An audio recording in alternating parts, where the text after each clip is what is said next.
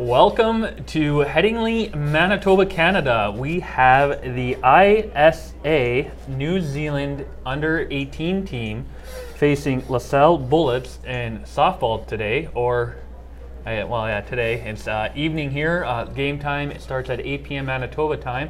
That is 1 p.m. New Zealand time on Saturday. It is still Friday night here in Manitoba. The two teams are taking the line here. I'm Kevin Larson. I guess there's a coin toss.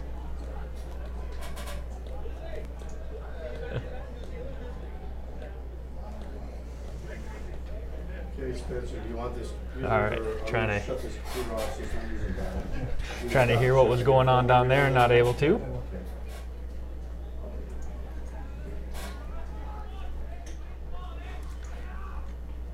New Zealand starting their world famous chant.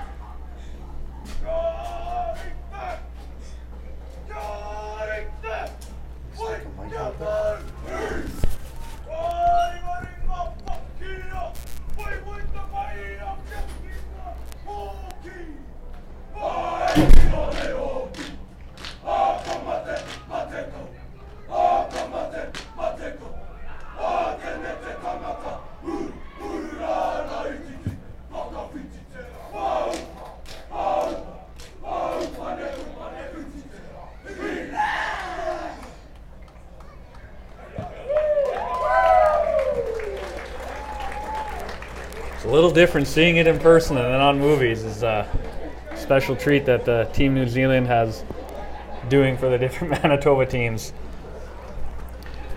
But yes, New Zealand will be playing senior team, so men league softball, and I want to say they have no one over the age of 18. Actually, I want to say Craig, the manager, said there's no one over the age of 17. 17 is their oldest. And they'll be taking on, I don't know how old they go to, but men in their 20s, 30s, and 40s for sure here in Manitoba. So the Salle Bullets will be pitching first, home team. We have Brady Woods on the mound. Catching for him will be Bob Lenore.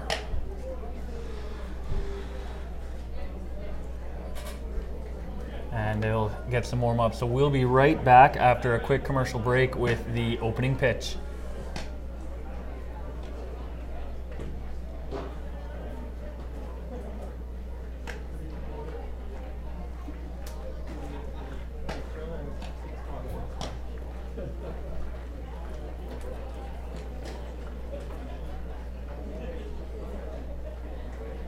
If you take the first mortgage you're offered, a high interest rate could take your travel budget and send it packing.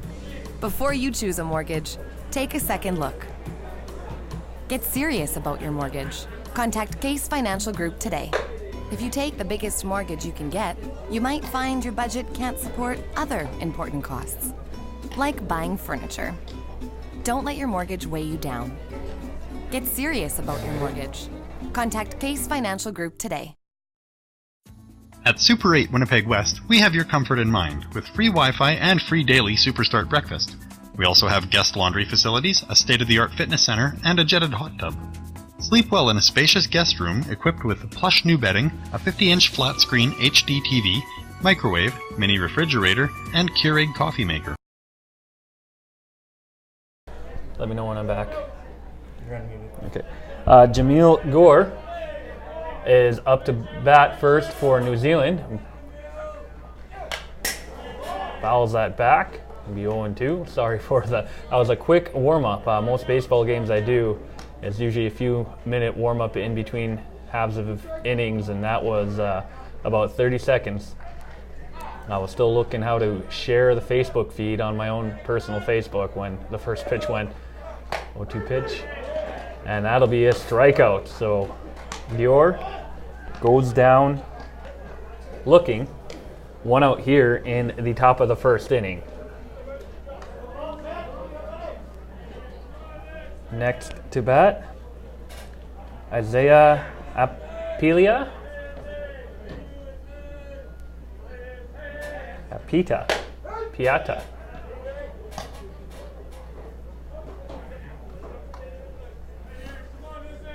He takes the first called strike there.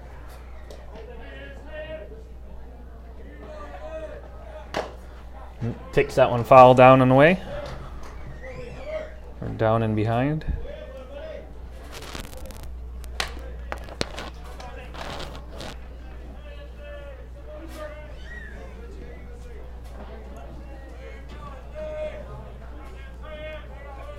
O2 pitch. Outside. 1-2.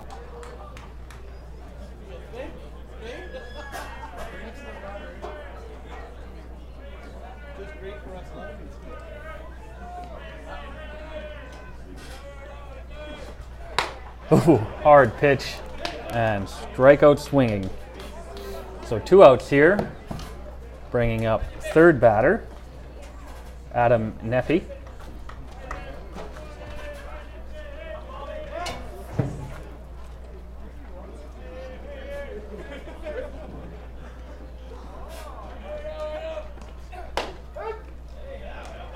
Called strike for the first pitch.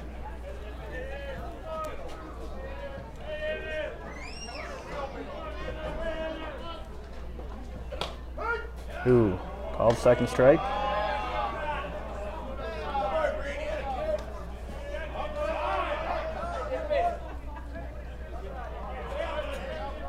O2 pitch upcoming.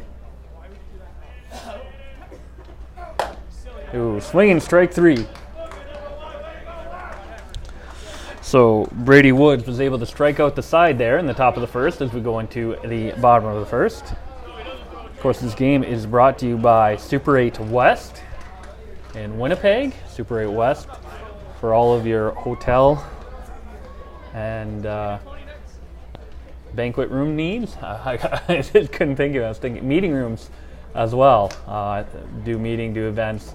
I'm sure they do. I don't know specifically Super 8 West, but I know a lot of Super 8s do. So for all those needs, give them a shout. We have wires being knocked down by President Glenn Munford.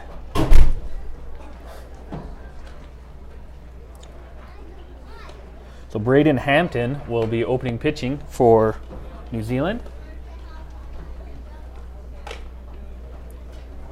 So we have Brady versus Braden on the mound.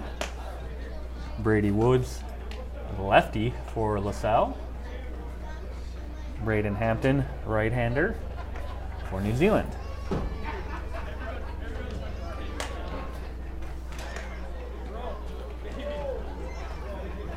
Also like to thank first inning sponsor Case Populaire for all of your banking needs and services.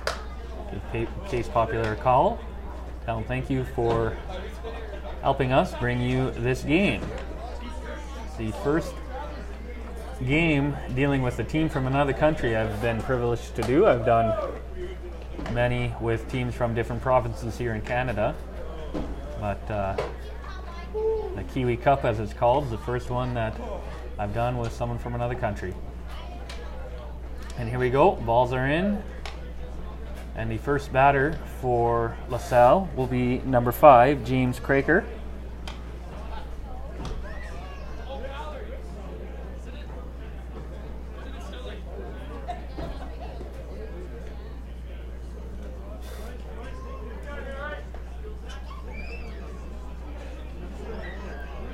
New Zealand huddling up, getting ready, and here we go.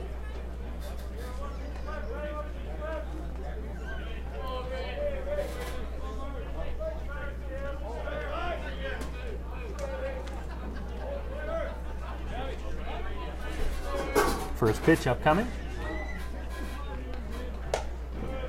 Little high. 1-0 the count.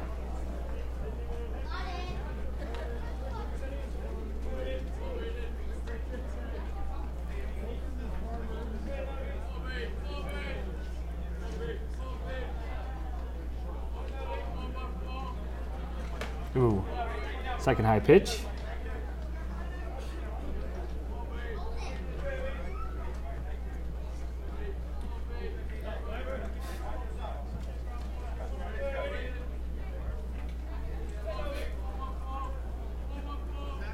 Two-0 pitch upcoming. That's cranked out into right field. Right fielder gets under it, plays it cleanly. That'll be the first out of the bottom of the first inning.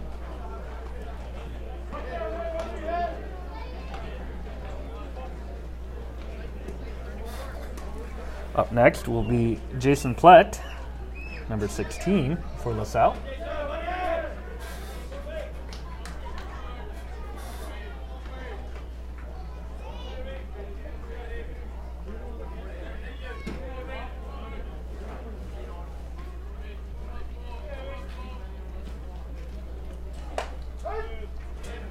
Good first pitch strike.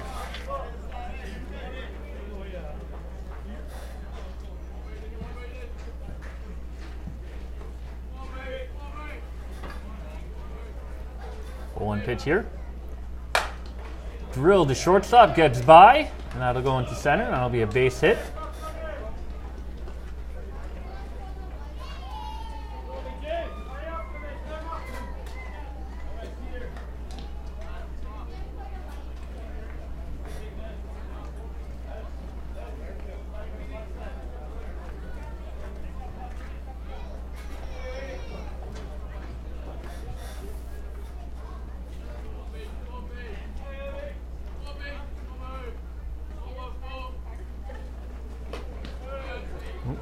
Swinging strike one. Peter Reimer's at the plate. One out here in the bottom of the first. 0-0 between the ISA New Zealand junior team.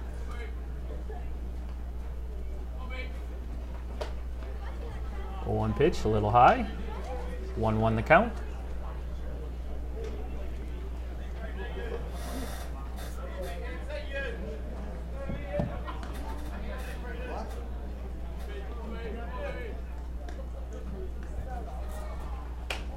Oh, a little inside. 2-1.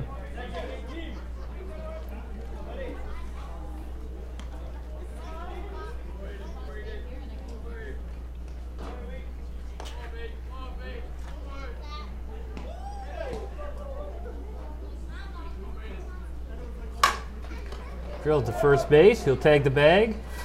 Won't try to throw over to second. That does bring a second out. Here in the bottom of the first, runner Jason Plett does move from first to second.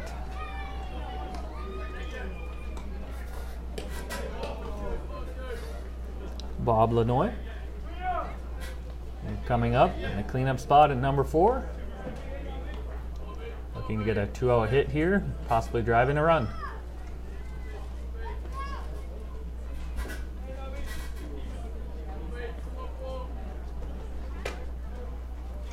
A little outside.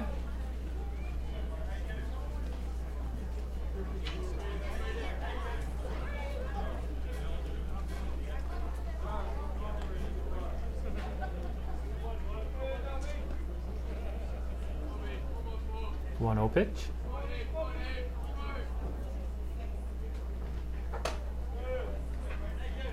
Outside.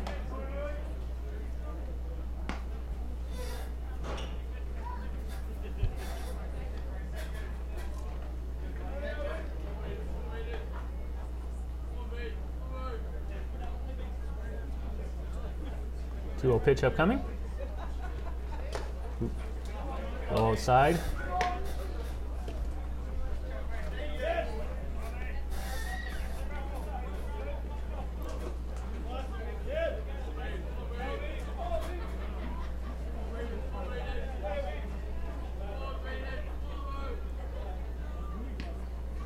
Three-0 pitch.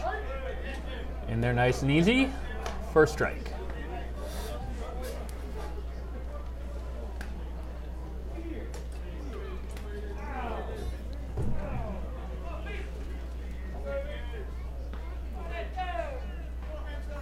Three-one pitch. Go down to first base, and that should be an easy Play, and it is. So one runner gets on, but is left stranded at second. We're going to the top of the second inning. We'll be right back after a quick commercial break.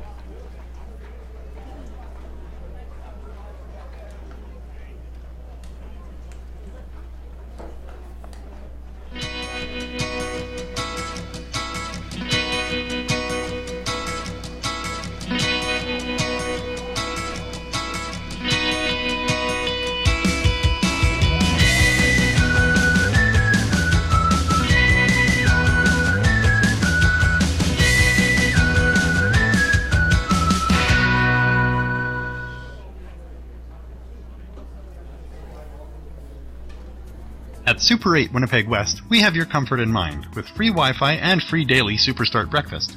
We also have guest laundry facilities, a state-of-the-art fitness center, and a jetted hot tub. Sleep well in a spacious guest room equipped with plush new bedding, a 50-inch flat-screen HD TV, microwave, mini refrigerator, and Keurig coffee maker. Or book a suite with a kitchen, ideal for extended stays. Super 8 Winnipeg West, located just inside the perimeter on Portage Avenue.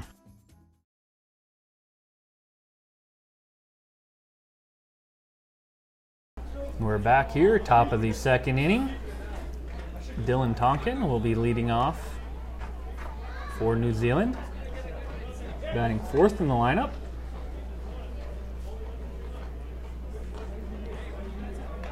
Brady Woods striking out 3 last inning. Looking to do similar work here as he gets his couple warm-up throws. I'd like to thank our second inning sponsor, Remax Realty. Looking into buying or selling a home, contact Remax Realty. They will help you find the best fit for you and your family.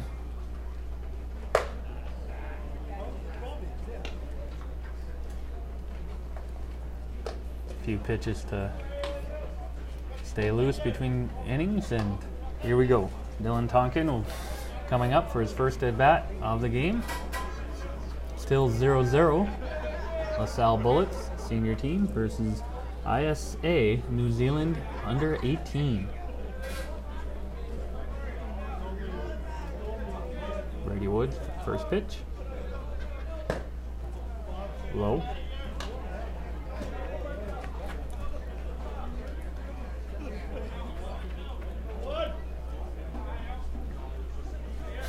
One-0 pitch. Called strike. Evens the count at 1.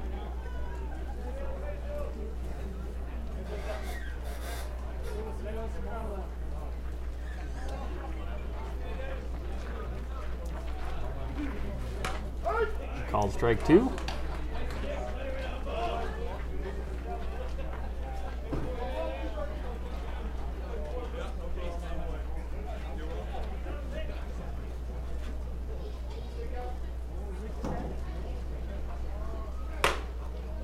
Outside, that was hard. Good eye from Tonkin. See it outside.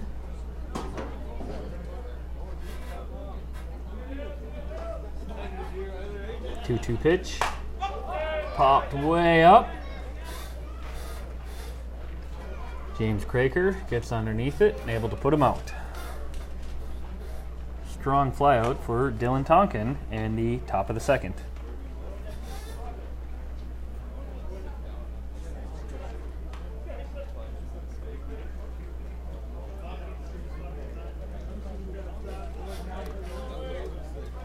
Number 51, Braden Heslett.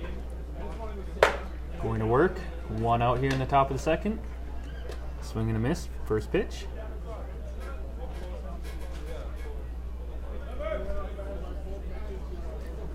A 1 pitch. Drop. Up to Woods. Woods isn't able to make a play. Neither is shortstop.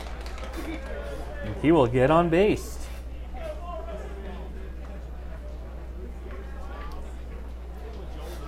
There's no official scoreboards around me or scoring people, so I'm going to mark that down as a base hit.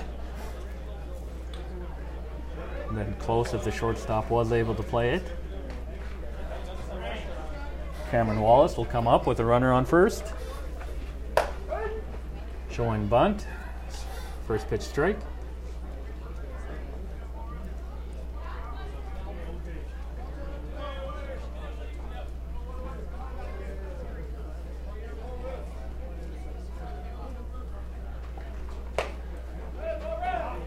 Little outside. Heslip showing them like he wants to run.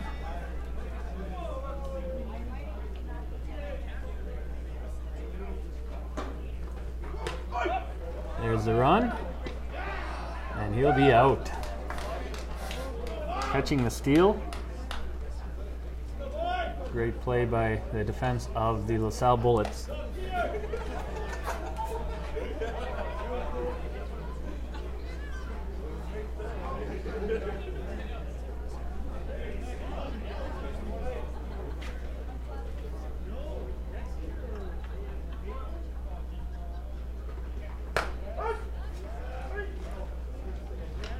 That'll be a called strike 3, so they did get a hit this inning, but still 3 up, 3 down with the caught stealing. So we'll be going to the bottom of the second. Still a 0-0 game. Both teams have a hit. I think our second inning sponsor of Remax Realty once again.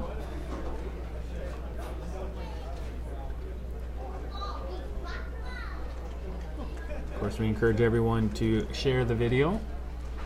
Both people here in Manitoba, but especially people down in New Zealand who are enjoying winter right now. It's kind of crazy to think about.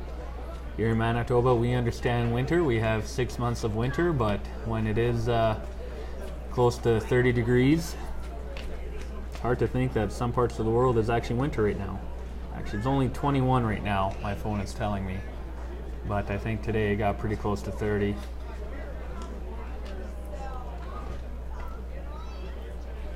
It's 1:15 Saturday afternoon over in New Zealand. Kind of an interesting thing to think about there in the future.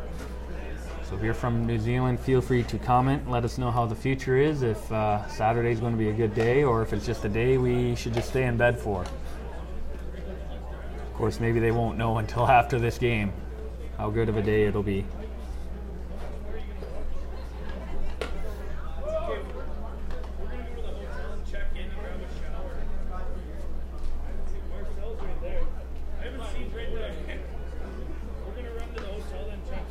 Braden Hampton will be on the mound again.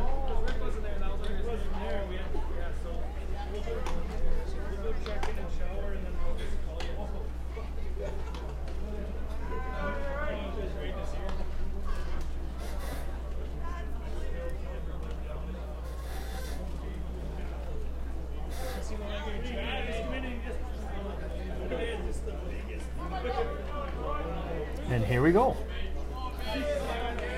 Mike Spence will be hitting first in the bottom of the second here for the LaSalle Bullets.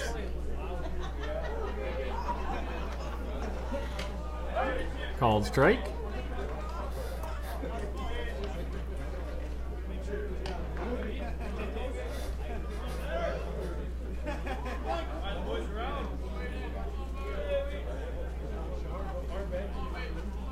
A 1 pitch, a little high.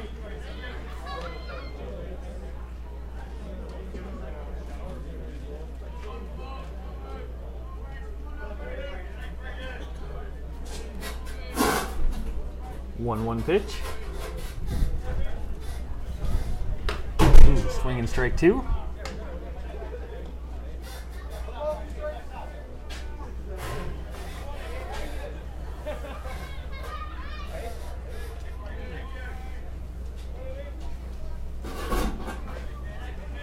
One-two pitch. And gets him. Strike 3. Mike Spence goes down swinging to Braden Hampton.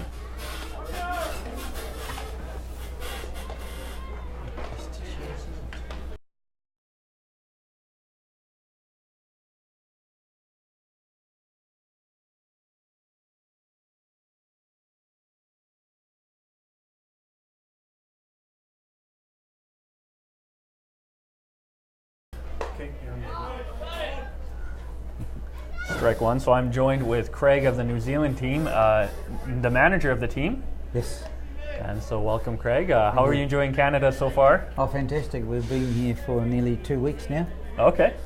Played in a few cities. We started out in Saskatoon, then ventured over to Hit over. Salle.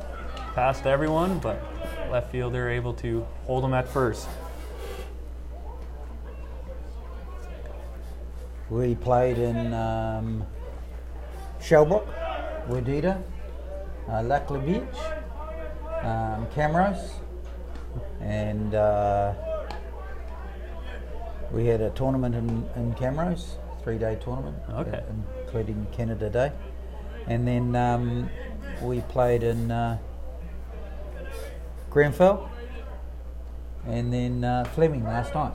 Okay. We're right here. Wow. Travelling on a 40-seater bus, thank goodness. Yeah. With all those mileage, we need a good rest. Yeah. No, that's a full road trip. So 24 Marty Faval, designated hitter. Took a first strike, second pitch. Ball.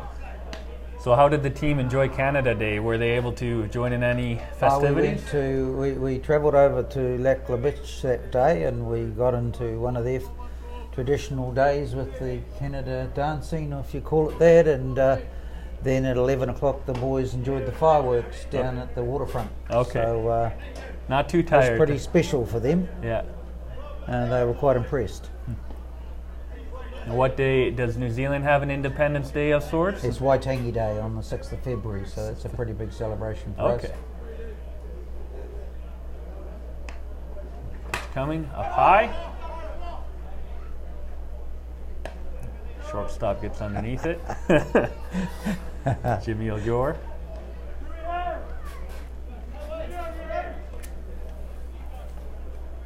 Marking down on my sheets. And we're just talking about how it's actually winter down in New Zealand now. Weather's pretty decent all year round, though, or is it? Or Yeah, well, we wouldn't have this weather in a summer's day in New Zealand. It's a bit wintry for us. They've been quite cold at the moment, and I mean, it's news if you get snow in the winter in Yeah. New Zealand, and there's been a bit of snow Okay. up in the mountains. But most of New Zealand is seaside, Yeah. so most of the older gentlemen down there from our team will have extra layers on today or tonight. It's quite nippy. Okay. Yeah, so cold for you is just when it starts snowing. That's real cold. That's real That's cold. real Okay. cold. 0 degrees is cold. Not minus 40. Yeah. Well, so people have given you the horror stories. I think we had minus 47 with wind chill this past winter for a couple days stretch. Yeah, you had a pretty bad winter, I hear. Yeah.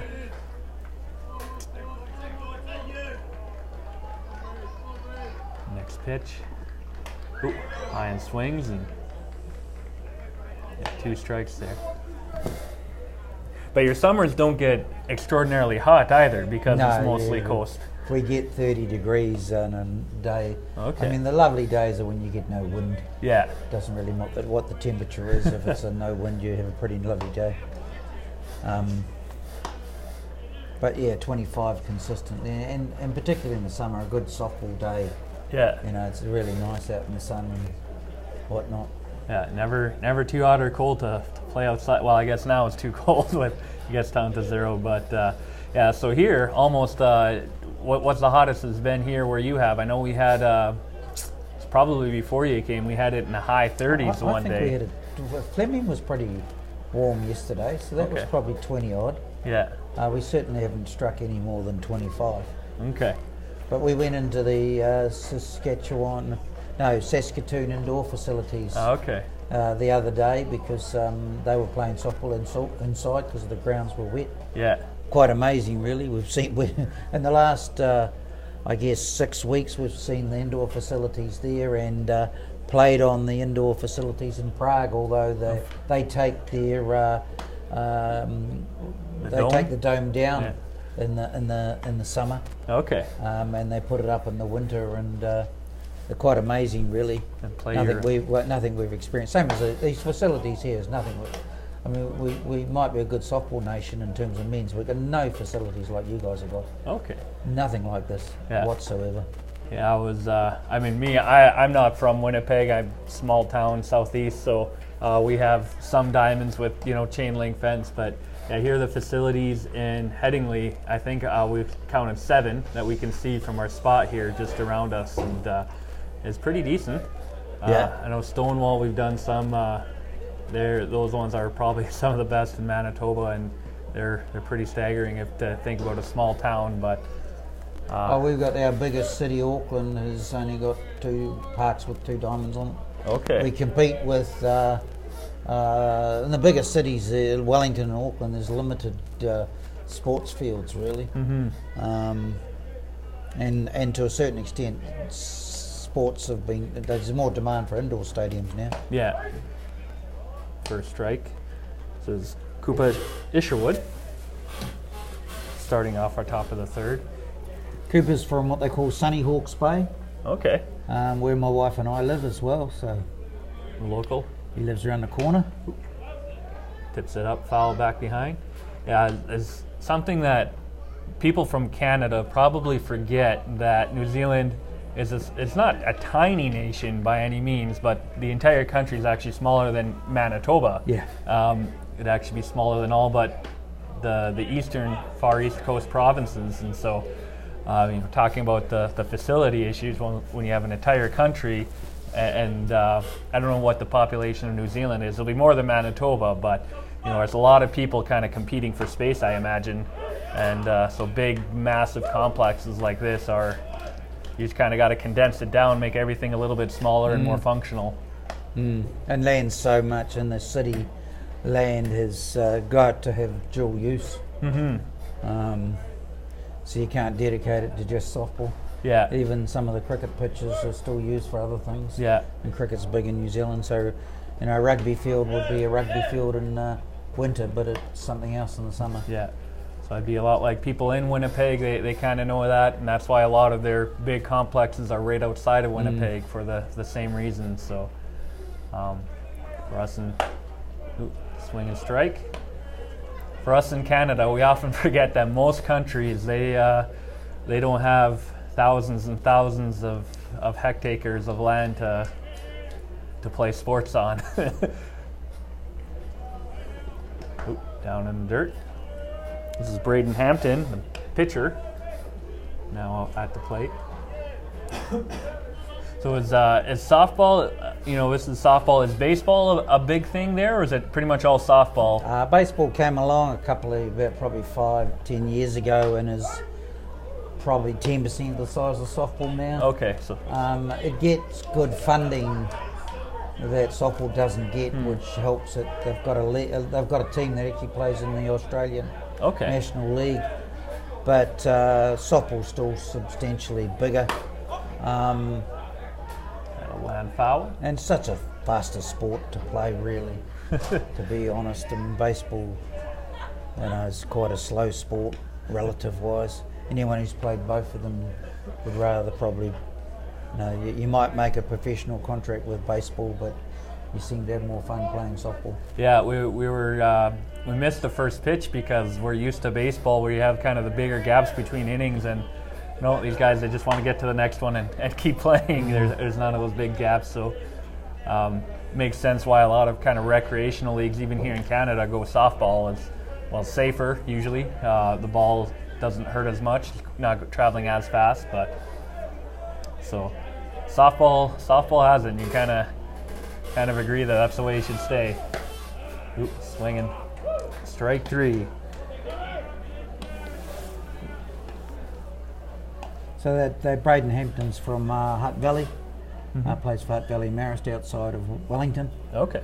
And this guy here plays for one of the top clubs in New Zealand, Hutt Valley Dodgers. Also from the same area as Braden. Okay. That's Jacob Tainui. Tainui. Always good when people can correct me, because most of the names I'm like, okay, I think I can get these, but next pit, nope. Ooh. Called her illegal. He's called her illegal. No, he's called it a no pitch.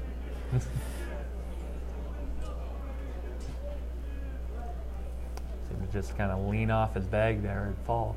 Well, he's not exactly small. I was mentioning the older guys here, you know, some of these guys look fit, but some of these guys look a little older. Not exactly the prime athletes anymore, but still kind of a strong test for your team. Yes. And this is normal for your team, though, that they're playing a lot of these teams that are a bit older. Yep, they're all only they've played 3 youth teams that are their age, and every other team's been open men. Okay. So that's kind of impressive, and you said they've stayed in the games Yes. even when they've lost, so go inside. And I guess you partly see it here. This what we third innings. It's still only 1-0. Still no score. Yeah. Yeah, our scoreboard for whatever reason isn't working. So. Oh, we're impressed though. You know, how many scoreboards you got here? Electronic ones, 4. Oh, 5. Yeah, there's 7 fields, so they probably each have one. And there's soccer fields over there, so Yeah. they might have some. And I don't know why you need lights here though. It's nearly 9 o'clock, is it? yeah. Oh, end of August. They're still playing here. They'll be using those lights because the days they get short fast. I always bug my friends. June 15th comes, and every day after that, called strikeout. And that'll end the top of the third. Yeah, we have a few very long sunshiny days in the summer, right in the middle. June 15th is was labeled the longest day of the year, and then the sun starts going to bed earlier and earlier. And by end of August, we're stubborn. We'll play baseball even if there's a little bit of snow in September. Some people, but yeah, by then you're having the sun set pretty early. It happens when you get far away from the equator. Although you guys aren't that close to the equator, No, so we're not. you kind of get those big swings from the middle of summer and winter to. I mean, we do have in the middle of the island. We do have ski fields. So we have skiing in South Island. Gets colder. Yeah. And Queenstown is a pretty spectacular ski field. Okay. It's developed so much that it's got international flights going in there. Okay. Just for skiing. And then let's see, upcoming here. Well, I guess the June 15th, that would be your shortest day of the year. Yeah, I guess it's our it was. longest. We arrived about the 20th. So we didn't experience anything. It was long sunny days, I can tell you. I think when we arrived, all the grounds were closed. We managed to find a ground to train on. Okay. Actually, no, we didn't. We were given the indoor batting cages at the Saskatoon indoor facilities, and then we went for fielding training to the indoor golf facility. Yeah. We had someone open that up for us. That's good. 0-1 pitch here in bottom of third. Fouls back. So how much longer is your road trip here in Canada? Is it? Wednesday we fly out of Regina. Okay.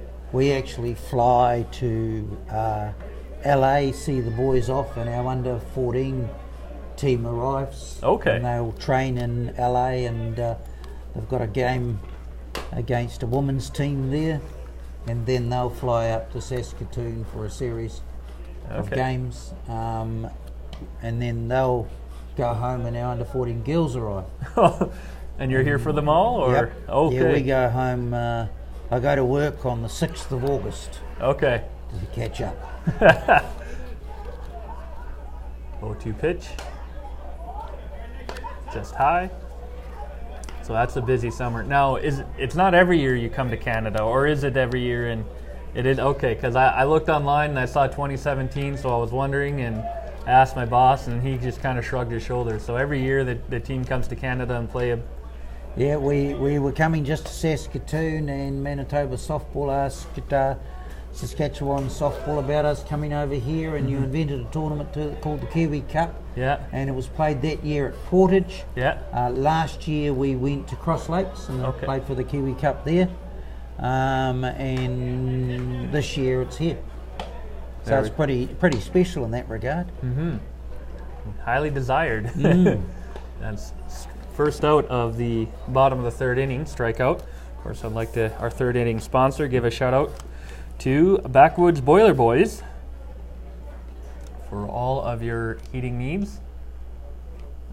Not sure if they do air conditioning. I don't have, Glenn gave me a very short script compared to most times. Usually I have stuff to say, their taglines. Now I have to make them up, but called ball.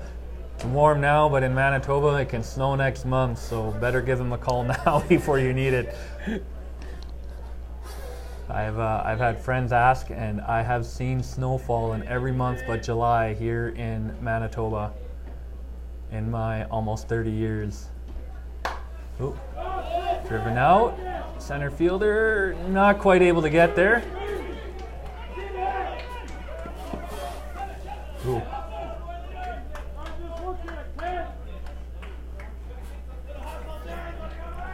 I don't know what left field was doing. It looked like the center fielder kind of dove and bopped the ball past left field and able to keep him on third, though. It looked like he could have had a go at home, but he decided to play it safe here with one out in the bottom of third. 0-0 still. Jason Plett, he singled his first time up, but was left hanging on second, so with only one out here, we'll be looking to get on and move the runner.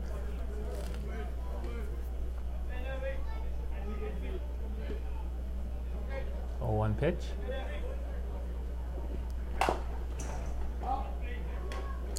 Down the line.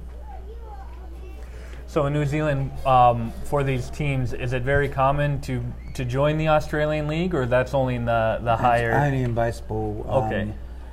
Softball, we're probably quite capable of competing with ourselves. Mm-hmm. You know, we've got a pretty high standard. Japan played in our national provincials last year. Okay. The Japan national team. That's pretty impressive. Called strike 3. Tried to duck to make it look taller, but the ump wasn't buying it. So yeah, Japan, you know, outside of America, if you're thinking a baseball country, you think of Japan. So when they can come and you guys can compete with them, that just shows what level you guys are at as well. Now they've got a huge investment in softball in Japan. We're looking at taking our two young teams over there next year. Okay. We play against them every March in an international tournament in under 14 tournament in Sydney. Okay. And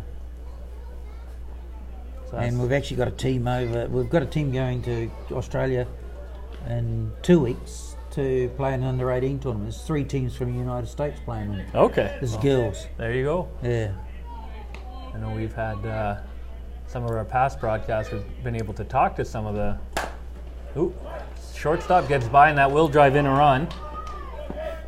He will stay at first. Oh, able to keep him at first. So that was Peter Reimer with an RBI single here, 2 outs in the bottom of the third. Just slipping it past the shortstop.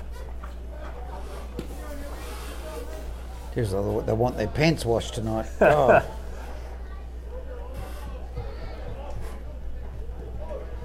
So where's the team staying for this weekend? Hotel nearby or? The Hilton. The Hilton. Okay. It's a tough life, but yeah. The boys have access to the members' lounge on the 6th floor. Oh, there you go. Oh, what a play! Diving catch. That is Jamil. Okay, you'll correct me if I get it wrong. Gore. Oh man, that's a lot easier than. Yeah, I don't know why it's. I should check with him, but I've always pronounced it Gore. And he hasn't told me I'm wrong. There you go. Because Gore would be spelt normally Gore. Okay, that's how. Yeah. And that'll be so. There is one run by the LaSalle Bullets going into the top of the 4th, and we'll be right back after a quick commercial break with the top of the fourth inning. Okay, and I'll put that down. At Super 8 Winnipeg West, we have your comfort in mind with free Wi-Fi and free daily Superstart breakfast. We also have guest laundry facilities, a state-of-the-art fitness center, and a jetted hot tub.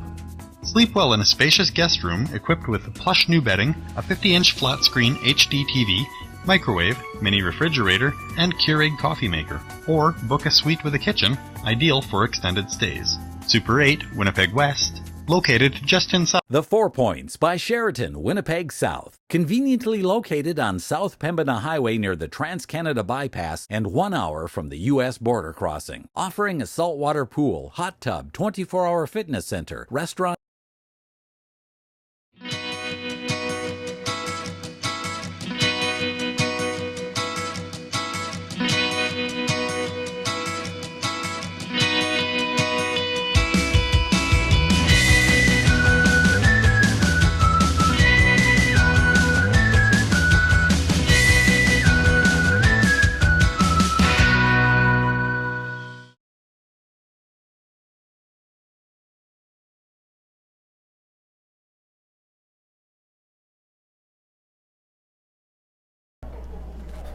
And we're back. So thank you, Craig, for talking to us, telling us a bit about the New Zealand team. Now we're coming here to Manitoba with Greg.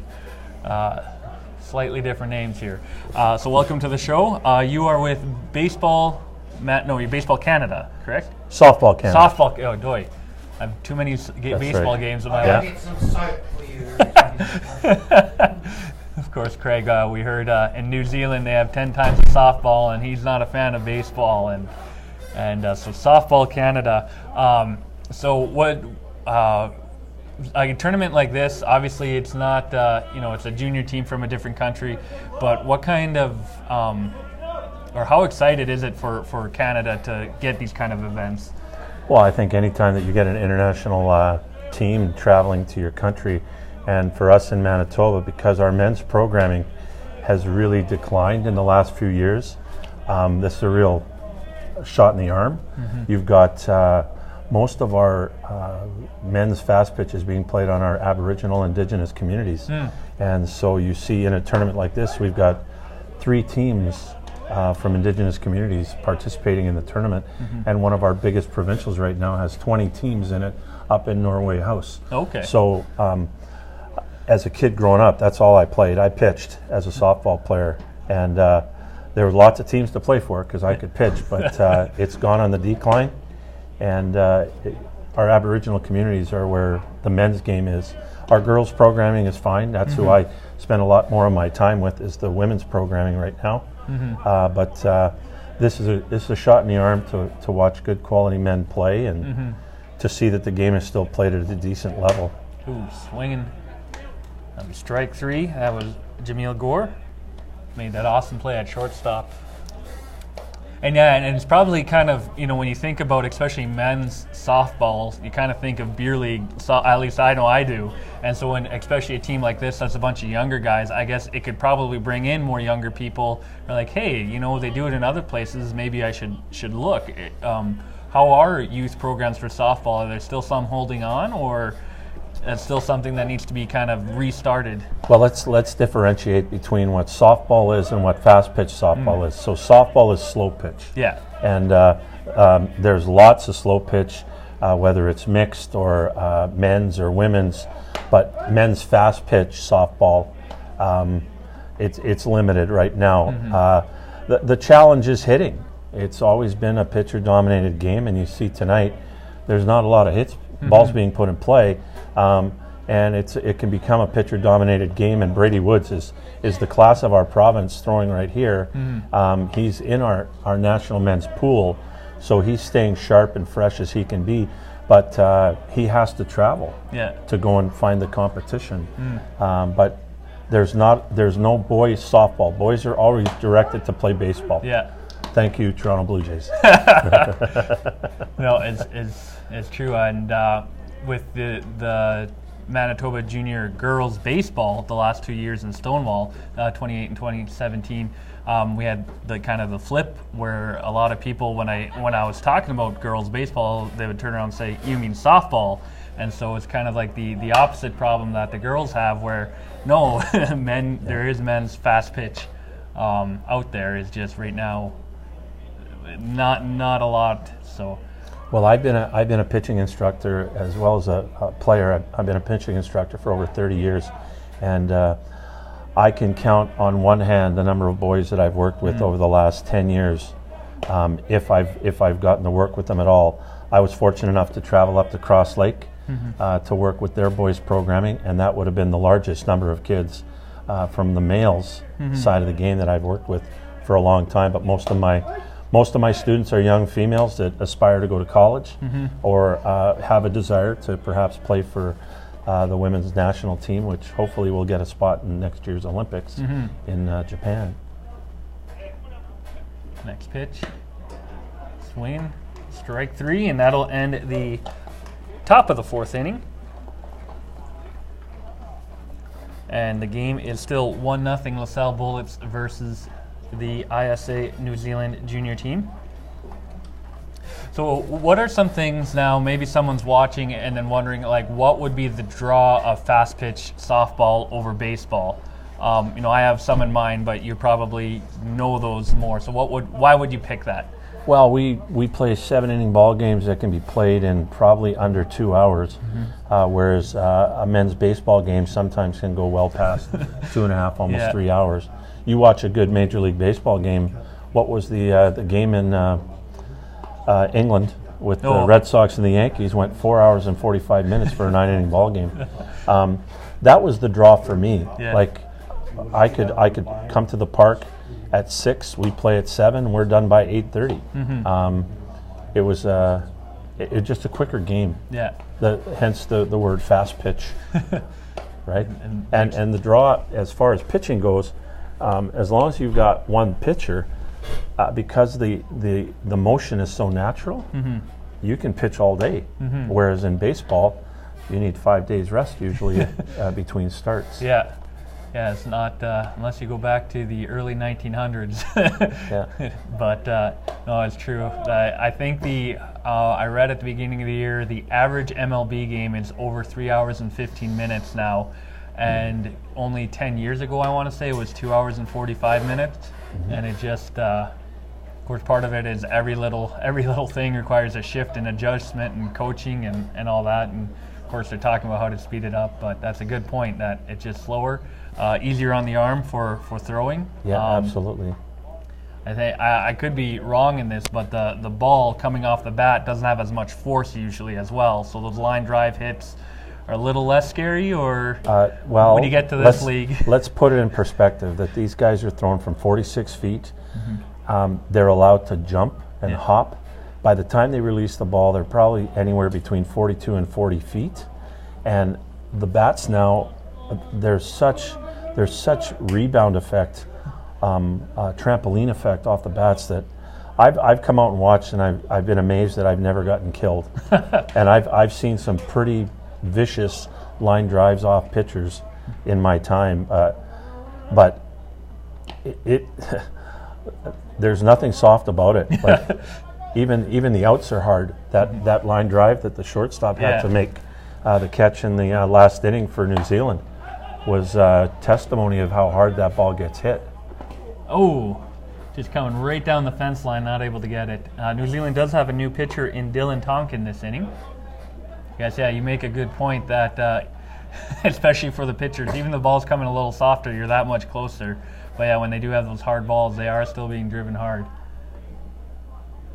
So it's maybe not a thing. It's not a wimpier sport in that sense. It's still a hard ball, and you still have to play fast. And as we saw that shortstop play, lay the body, give up the body to get the out.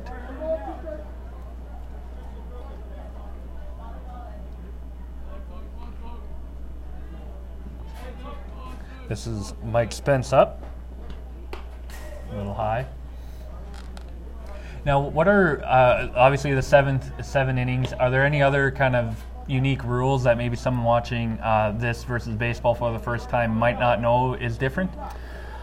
Well, the DP or the flex player is something unique to our game.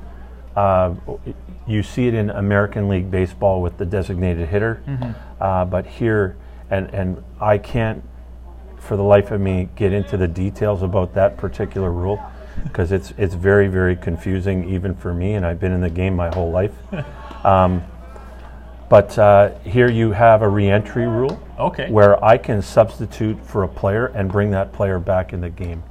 As a matter of fact, I can even bring my pitcher back into a game in fast-pitch softball. So if I was the original pitcher, I could literally win and save my own game. Oh, really? In softball. That's interesting. We'll strike out to Mike Spence now. Stefan Kalisk. My penmanship is pretty poor. He did single his first time up. Again, it is 1-0 for LaSalle in the bottom of the fourth inning with 1 out. Yeah, I didn't know about pitchers being allowed to be pulled and then put back in at position. I didn't realize they could be kind of put in at anywhere. That's an interesting rule. And it's not just when I say the re-entry rule, it's any Anybody, position. Yeah. So if one of my best hitters gets on, I can run for that person. I can put speed on the bases. Good solid single. Good solid single there. Oh, he's going for 2 and gets it.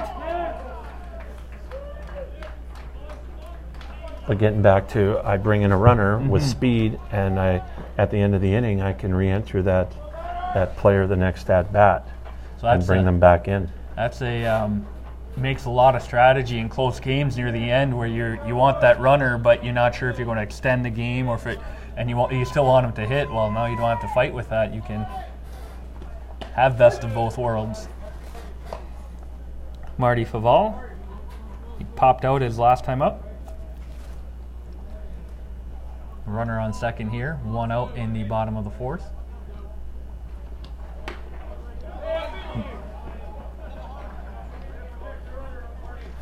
This pitcher definitely has a much better rise ball than the previous pitcher for Team New Zealand, and that ball really, really jumps for him.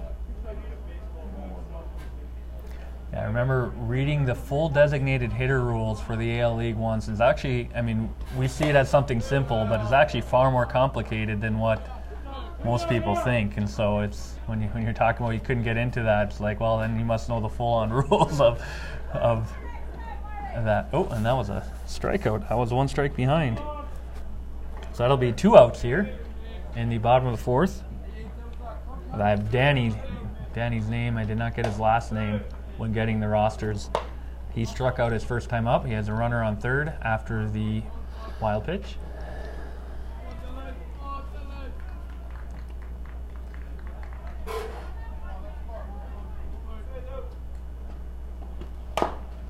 Drives that down and back. So what other big events are coming for Softball Canada this summer? Well, our men's team just competed in the World Championships in late May, early June. I don't have the results of that, but upcoming for our women's program, they're currently playing in the American Women's Professional League. They're playing probably about 25, 30 ball games. And then they'll go to the Canada Cup in Surrey, BC, then go back on the circuit in the pro game, and then come back to Surrey in late August in an Olympic qualifying event. Okay. And that's the big event for, obviously, our women's program. The junior women's will be playing in California, I believe, in the World Championships come mid-July to early August, and they'll be at the Canada Cup coming up in the next week or so, because one of our coaches from Manitoba, Haley O'Neill, will be on the staff for our junior women's team as their, I guess they would call her team mission staff. So she will oversee all the meals and arrange all their living accommodations and so on. That's part of her role. Yeah, chef de missions or something like that. Yeah. But sort of the team ambassador. She's not fully into the coaching mode right now, although she did spend about 2 or 3 years on the coaching staff itself, working with the outfielders. But she is one of our big representatives here in Manitoba. She's done a great job with our coaching. She's part of our academy. We have a regional softball skills academy through Softball Canada, and Haley oversees it as head coach. Okay. I work in the program as well as one of the pitching instructors. So yeah, Manitoba represented a little bit with our junior women's program. That's good. So 5th inning upcoming. LaSalle does have a 1-0 lead, and we'll be right back after a quick commercial. At Super 8 Winnipeg West, we have your comfort in mind with free Wi-Fi and free daily Superstart breakfast. We also have guest laundry facilities, a state-of-the-art fitness center, and a jetted hot tub. Sleep well. The 4 Points by Sheraton, Winnipeg South. Conveniently located on South Pembina Highway near the Trans-Canada Bypass and 1 hour from the U.S. border crossing. Offering a saltwater pool, hot tub, 24-hour fitness center, restaurant, and lounge. At Super 8 Winnipeg West, we have your comfort in mind with free Wi-Fi and free daily Superstart breakfast. We also have guest laundry facilities, a state-of-the-art fitness center, and a jetted hot tub. Sleep well in a spacious guest room. Strike one coming up to Dylan Tonkin. The top of the 5th. Again, 1-0 LaSalle Bullets over the ISA, New Zealand under 19 team. A little high there. Yeah, under 19, but there's actually no one, or everyone is under 18 this year, as we were talking to Craig earlier. Now we have Greg with us with Softball Canada. 1-1 pitch. Called strike. So what is the biggest source of I guess funding for our nationals teams? How do they get to represent us? Because especially not really knowing them, knowing of the teams, there's not a lot of exposure as far as I know compared to other national sports, obviously hockey, but even the baseball team I've heard a lot more than a softball. So how do you guys get out there so you guys can travel these people to and from California and these leagues? Well, you've got with the women's program, especially our senior national women's team, they're sponsored by Own the Podium. Okay. So there's some funding there through the government, and which allows them to, be exposed to the type of schedule. I know that the head coach Mark Smith, one of the goals of the program was to be a centralized program, not a decentralized program. So have all the athletes together in one spot and train until the Olympics. I'm not sure where they are in that plan, and I'm sure this year, if they qualify, which they're currently ranked 3rd in the world, and the United States and Japan have already qualified for Tokyo. Okay. So they don't have to go to the qualifying tournament in BC. Yeah. So you'd like to think that Canada has a really, really solid shot to qualify. But Own the Podium with the Olympics and with the men's program, because they're ranked very high internationally, they get a pretty solid chunk of funding as well through Softball Canada and all those agencies.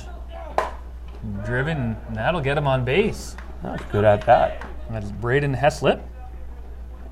It's actually his second hit of the game. He singled his first time up, but he was caught stealing.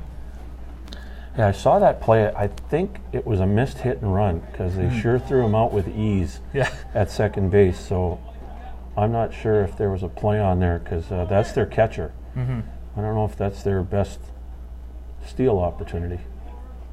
Ball is showing bunt. There's another difference between baseball and our sport, because most of our games are low scoring. You get somebody on base with none out, you utilize the sacrifice bunt to advance and have 2 shots. Whereas baseball, everything is I'm going to advance a runner, but I'm going to hit the ball to the right side of the diamond. We don't utilize that as much in softball. Yeah, it's usually a straight sacrifice bunt. what I call the chip and chunk. You'll do whatever it takes to get one more base and one more base until they're home. And called strike. Brady's been doing a really good job tonight in the lower part of that strike zone. He's got that little curve ball, little low rise ball, and really good drop ball working in the lower half of the zone.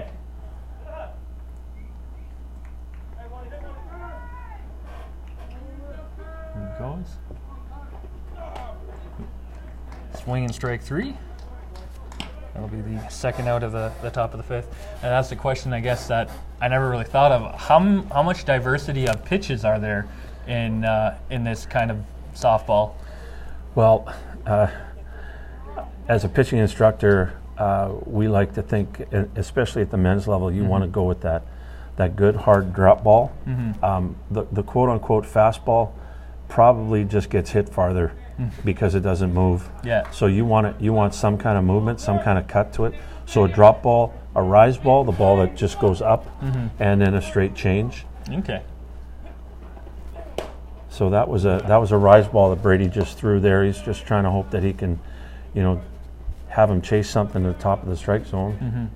And Sherwood stayed back on it. So I guess that's true. When you come overhand, you can throw a straight fastball because it has that kind of natural down to up with your arm. But when you're coming from down to up, the ball's kind of rising as falling at the same rate. So it's just. But you're on the same plane, right? You're not raised up. That's why baseball, everything tends to go down.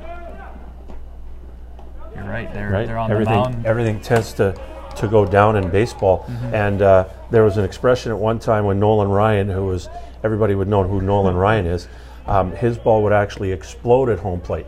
Well, the ball doesn't explode, but the ball would jump because he had such tight spin in a backwards fashion that it would almost rise, like a rise ball from a softball pitcher.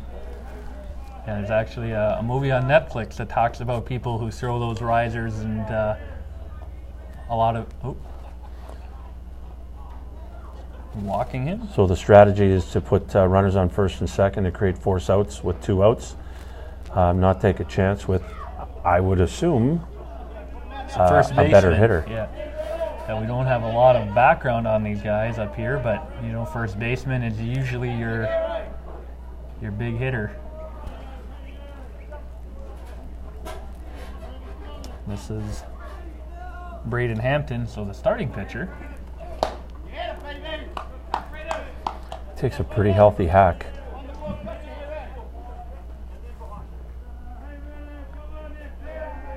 Looking to tie up the game with one swing here. And we're top of the 5th, 0-1 pitch. Ooh. Looking to drive it deep. I think Brady's going to throw him something a little higher this time.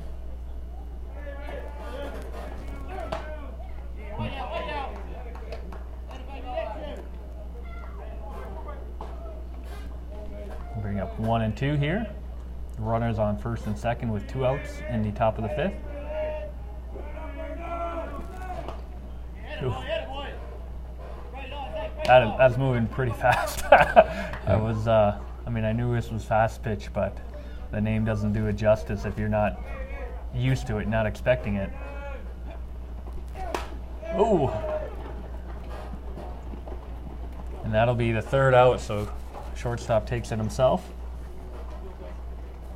And that'll bring us to the bottom of the 5th inning, and we'll give a quick shout out to Penner International, our 5th inning sponsor. Thank you for helping us put on this Kiwi Cup game. New Zealand under 19 team versus the Salle Bullets senior team. We're going to the bottom of the 5th. LaSalle is up by 1. And so are there, you're with your pitcher, like you talk about, you work with pitchers, for fielding strategies. Is there a different kind of strategy in the field versus baseball, or is it still pretty much the same? You have your shifts when needed, kind of set up the same type of plays. We saw them crouching for the bunt, double play type shifts. Is that all pretty similar, or is there some plays that are completely different? I don't think you've seen a real shift in defensive baseball, i.e. the dramatic shifts where you throw two infielders on the right side of the diamond and for those dead pull hitters.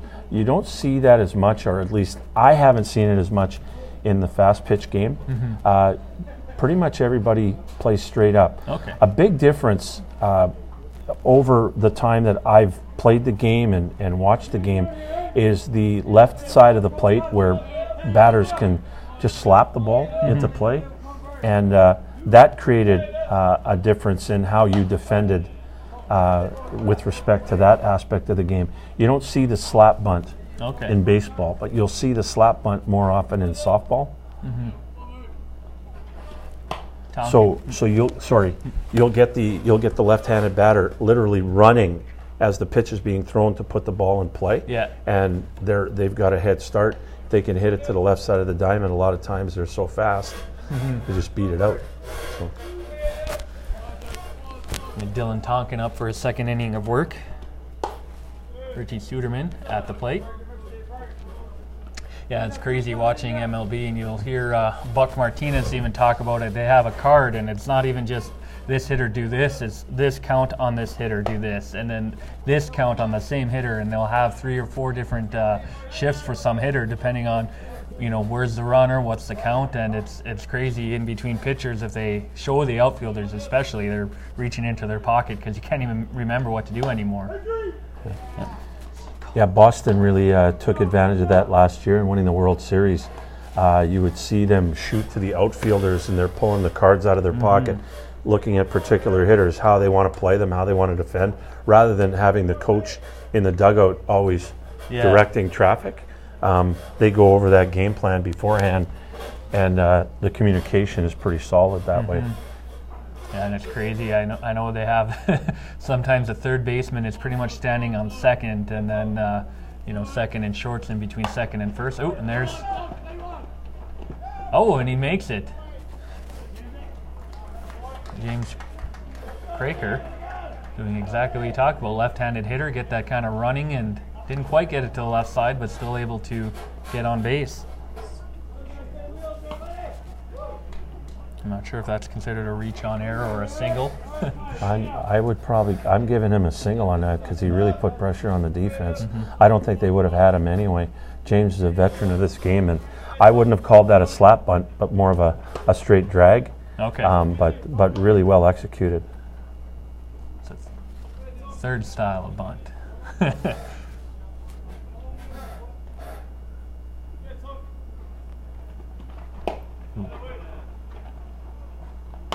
So again, with just one run, you want to manufacture the run. You can't just rely on, we're going to hit it into the grass and get one. Whatever it takes. This is Jason Plett, who does have a hit this game. Up high and over.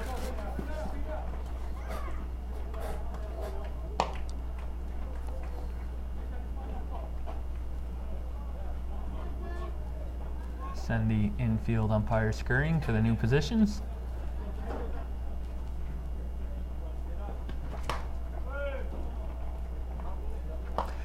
Now, I guess that's a question I can ask. In the top leagues, are there 4 umpires in the national teams in fast pitch, or is still only the 3? You'll see most games. The most you're going to see is usually 3. When you get into championship rounds, you're going to see 4. Okay. So at a national tournament, most games are going to be a 3-man system, 3 umpire system, and come playoff time, now you've got 4. Okay. I've never seen outfield the line umpires. Okay. Yeah. We've never gotten to that point. Foul tick.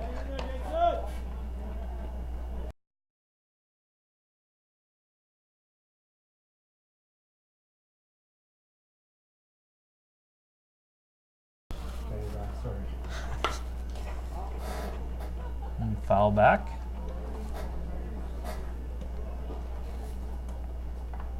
One out here in the bottom of the 5th with a runner on second, only up by 1.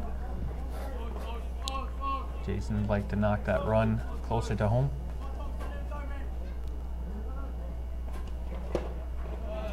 Swing and strike 3.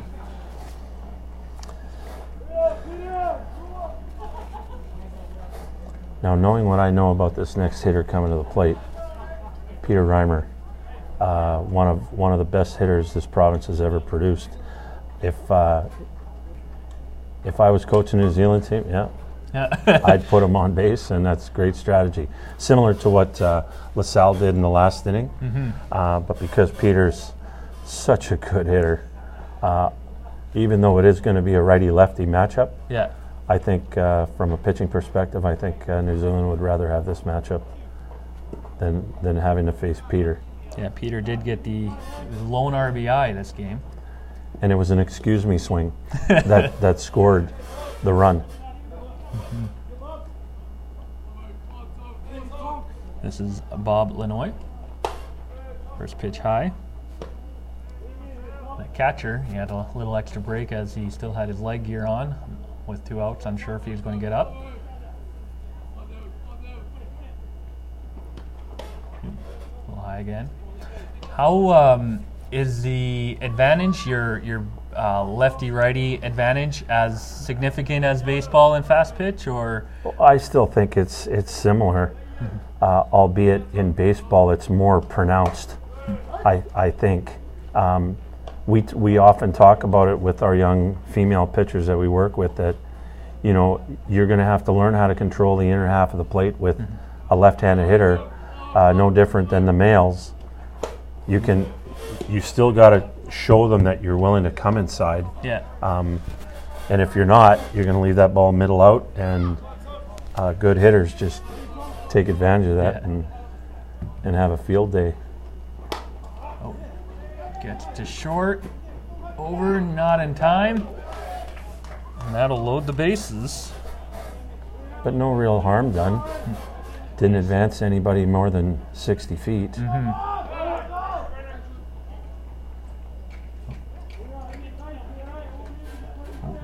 Now, this is a straight courtesy to allow the catcher to get his gear on with 2 outs. So it's not written into the books as a designated runner. Okay. It's just a courtesy to speed up the game. Yeah. Another rule that allows us to let the game go by a little quicker. Be faster. So Jason Plett is going there on first. And he was the previous out. So that's how that works. Okay. Well, that's an interesting rule. More manners in softball than baseball. Well, it's even done at the international level. At the World Championships, ISC World Championships, women's international play. It's catchers get their gear on just to speed the game up. It's up. Shortstop's underneath it, and that's Jameel Gore, who's done a lot of work there on shortstop. And that'll end the 5th inning. And so they load the bases, but not able to get a run as we go into the top of the 6th. New Zealand will be up to bat, and we'll be back after a quick commercial break.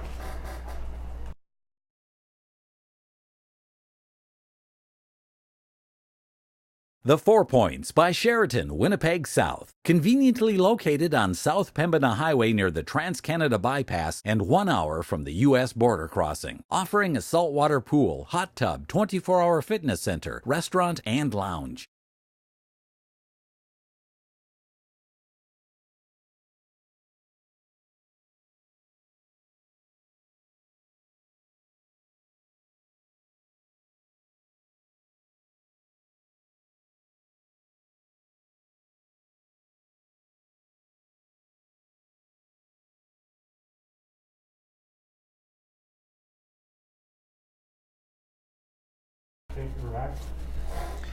And we are back, top of the 6th inning. So 2 innings left. LaSalle is holding on to a 1-run lead. I believe it was last inning. Yeah, last inning New Zealand were able to get a couple runners on. So they'll be looking to do that and bring one home this inning. Brady Woods still on the mound for LaSalle. Likely finish the game, you think? Oh, it's definite. Right now, Brady is all they have, as far as I can see. And again, it's not as taxing on your arms, so Brady can easily throw 7 and then come back tomorrow and throw another 7 or 14 if he had to. Crazy.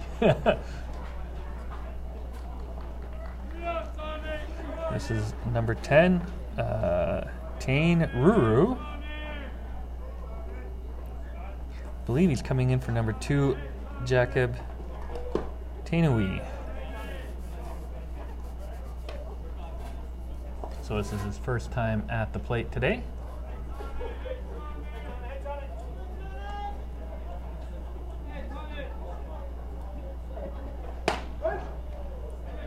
Now, Brady, he's a lefty. How rare are lefties in fast pitch? Are they normal rarity, or is it that something that's even that much harder because if they have a strong left-handed arm, all the baseball coaches are grabbing him before he can even make it to softball? Yeah, I'd probably agree with you there that if there's a live left arm, it's highly unlikely you'll see them pitch softball. But Brady grew up similar to my circumstances. I grew up in a softball family, and Brady's family is truly a softball family. So he was that kid hanging around the ballpark just like I was when I was younger. Probably doing the same thing, always wanting to pitch, always wanting to throw, and coming from the left side didn't hurt. Yeah, yeah, I know that's one thing, especially with the younger leagues, that if you're a kid watching and you are a lefty, calling a strike, you don't have to be the hardest thrower as a left-hander. Your baseball and softball coaches are going to drool over you, and they're going to help you because of just who takes that back. How much they love left-handed throwers to have that option.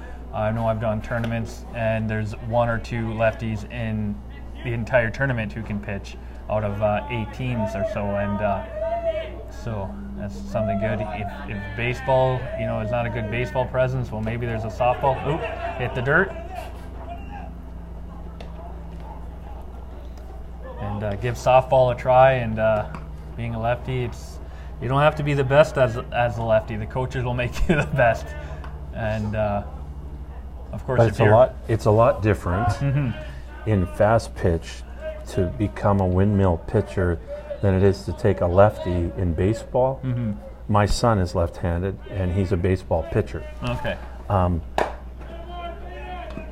But I never, ever saw him spin it underhand. So softball coaches need to get these lefties even younger than baseball coaches. Start mini-mite league. I don't know what the youngest leagues are.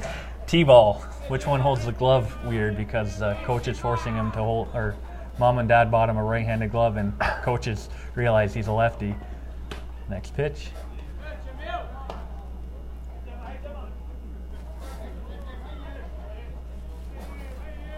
A 1-1. One out here in the top of the 6th. Low pitch. I would say that Brady's looking a little fatigued right now. Like he has thrown a lot of pitches, and he's definitely not as sharp as he was, I think, earlier in the game. I know the first 2 innings especially, I was kind of wondering how this New Zealand team was going to hit him. He was, again, throwing a lot harder than I was expecting. I wouldn't be able to hit it, I knew that. Now it's like, ooh, maybe I would hit a foul tip, but first 2 innings I wouldn't even think that. Probably wouldn't swing because I would embarrass myself. Well, if you want to put it in the context of baseball, and 90 plus miles an hour is what you look for in a top level baseball pitcher. These fellas are throwing the equivalent of 95 miles an hour on a baseball field. Yeah, because you're right there at 46 feet. Yeah. And even if they're throwing 85 miles an hour, it feels like it's on you in a hurry. Has to get right between them. That'll be extra. I think he's going to get 3 on this. That'll be a standing triple with 1 out here in the top of the 6th. So New Zealand getting a runner within striking distance to tie up this game.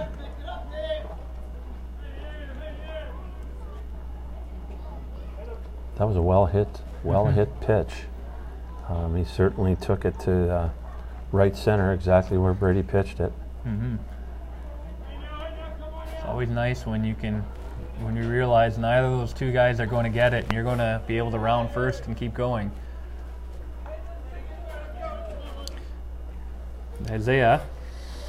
Oh man, I don't want to butcher his last name, so we'll just call Isaiah. He's up to bat here. Apiata is what I'm going to go with.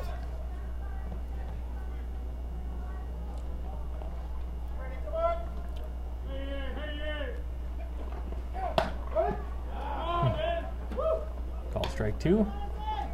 He showed.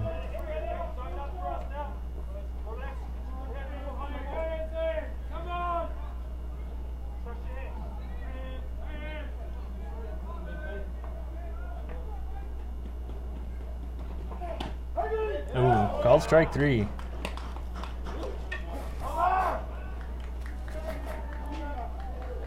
That'll bring up Adam Inepi, hitting number 3 in the order.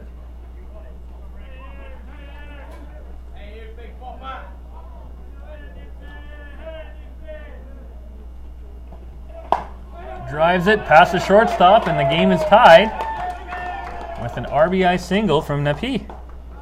Napi.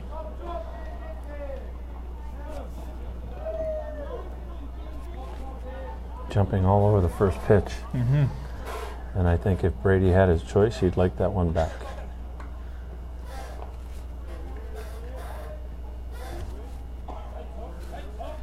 And relieving pitcher Dylan Tonkin now with runners on first, or runner on first. 2 outs in the top of the 6th inning. Tie game. Looking to get a 2-out hit here.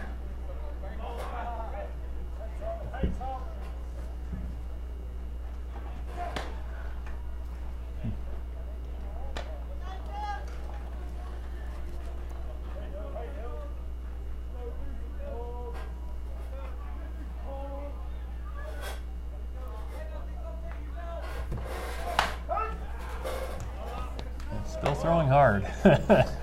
Pretty impressive this late in the game.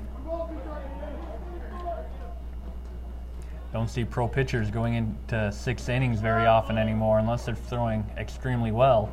And he's throwing hard and just finished the 6th inning with a swinging strike 3. New Zealand is able to get the tying run as we go into the bottom of the 6th. Well, we talked about the length of a baseball game, and if you think about it, the number of pitching changes that get made in a Major League Baseball game, right? They'll a righty throws to a righty, we get a lefty coming up. Well, guess what? We're bringing in the lefty to face him. Yeah. So there's where your 4-hour plus games come into play. Well, I know that was a big one. I read a lot of people for shortening the games is let them get warmed up in the back there. They don't need to then come and warm up on the mound. And you know, I get you don't want injury to happen, but to me, as someone who, you know, is me, who sits up here and does it on the field, it seems like a reasonable request is warm up in your bullpen. You have, especially in the pros, you have, you know, your bullpen's as good as the field, so that's very true. I've also heard some people where they have to face a minimum of X number of batters before they can be pulled, and that would be one, but I think the pitching change, okay, you change the pitcher, you get on the field and you throw the ball, you don't take forever. Well, even in the case of an injury, if a pitcher gets injured, the next pitcher coming in gets unlimited warm-ups because it was not foreseen. Yeah. Therefore, pitchers coming in cold, so they get as much time as they need to warm up. And again, that's for safety of the pitcher coming in. So it almost reinforces you can do those quick changes for the planned warm-ups, because if you keep that injury. So, yeah, no, I definitely agree. I know baseball, the only thing nice about baseball is you can run and refill your drinks and bathroom breaks and all that, and you haven't missed much usually. Swing and strike 1. It's the ultimate fan sport, I guess, right?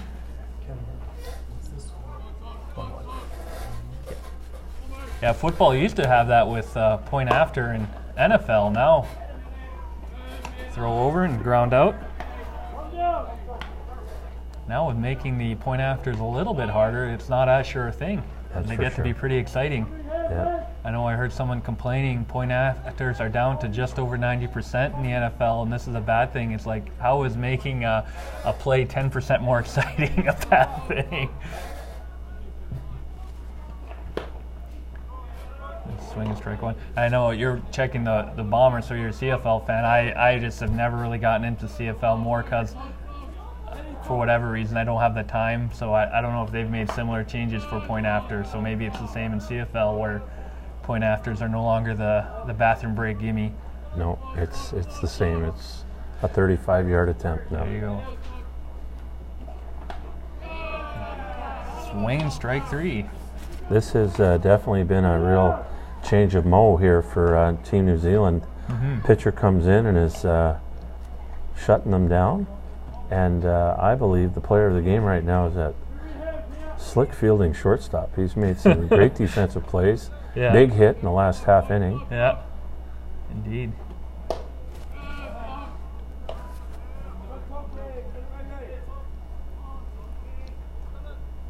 It seems like LaSalle likes that area right around shortstop. They put a lot through there. Some have gotten by, but some really close ones have not.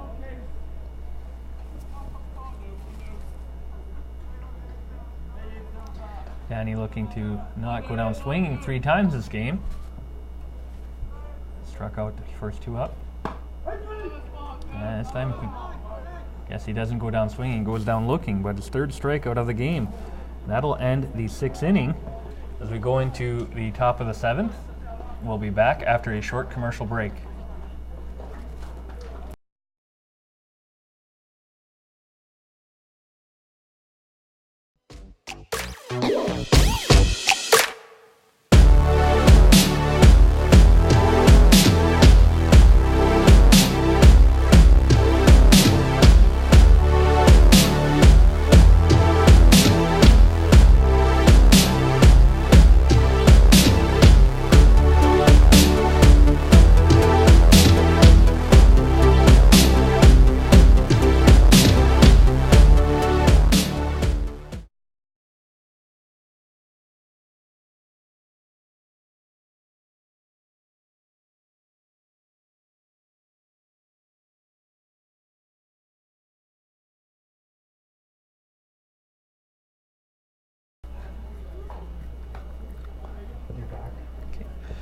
So top of the 7th, and just checking with Greg here, there will be extra innings and international rules. There will be a runner on second to start, and it'll be the person who got the last out or the last plate appearance of the previous inning.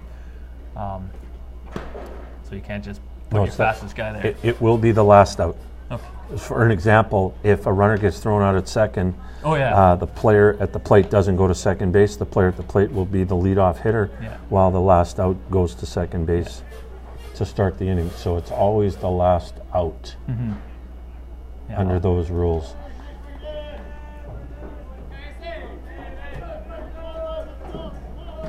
This is Braden Heslip. He's been playing catcher, and he's gotten on base twice, and he's actually kind of got a caught steal or caught hit and run, but he did steal a base last time, so maybe he's a fast catcher. They haven't converted him to outfielder yet. Drives it hard, third baseman grabs it, tosses it over. It's Jason Plett making the play for the first out of the top of the 7th inning.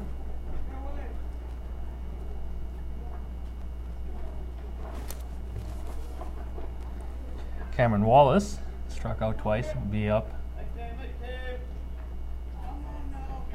Again, the score is 1-1, LaSalle Bullets versus IZA New Zealand. Brady's still throwing hard here in the top of the 7th inning.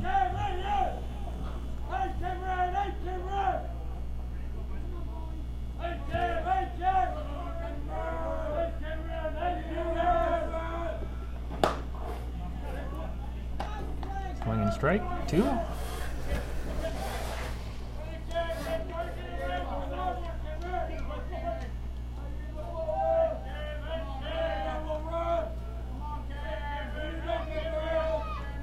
2-2 pitch. Call strike 3. Still throwing hard, able to keep the batter looking.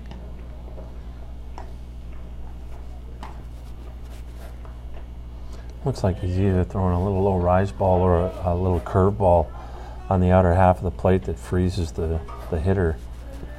They look at it down in that area, they're thinking it's going to drop, but it kind of levels out and they get frozen on it. Koopa Isherwood, he intentionally walked last time. And I mean, I don't know about most people. I know for me, in this light would just make it a little bit easier for pitchers. I almost prefer the when it's dark with the lights on, and we can hear the lights are turning on. They're buzzing overhead. Take back. The New Zealand kids are certainly comfortable at the plate right now. They're taking real serious hacks. Seems like they've from my eye anyway, that they've calmed down throughout the game and getting to be a little bit more dangerous at the plate in the later innings versus the first few innings.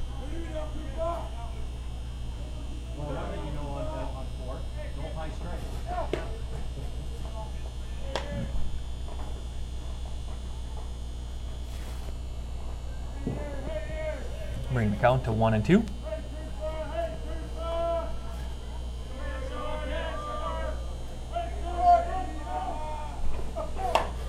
Drives that back over the bleachers. Real interesting aspect of all the pitchers I've seen in this particular game. They're the umpire's dream. None of the pitchers in this game I've seen complain about balls and strikes. Have been taking whatever the umpire gives them. Yeah. Just working within that framework, done a really good job.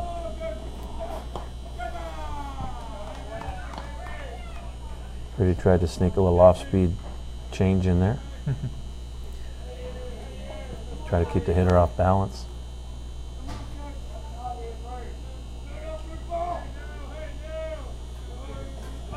Two-two pitch.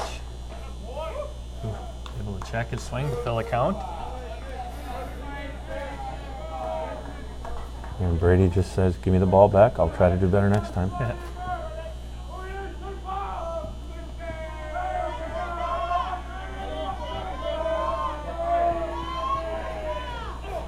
Oh, and he gets him. That was a hard pitch and swing. And that'll be the end of the top of the 7th inning. As we go into the bottom of the 7th inning, we'll give a shout out to Metal Master Auto Body, our 7th inning sponsor. Thank you to Metal Master, and they're also going to be helping us bring you the Eastman Show. Go on our website at amateursports.tv to see when that is if you're in the Eastman region. Brought to you by your very own Kevin Larson, here, me on this game. The Kiwi Cup here in Headingley, Manitoba. It's 9:30 local time. I think that means it's 2:30 in the afternoon in New Zealand. Dylan Tonkin coming back out, hoping to finish up this, or well, I guess extend this game. The game finishes this inning, it means he not doing the job he wants to do, as the game is tied here in the bottom of the 7th inning.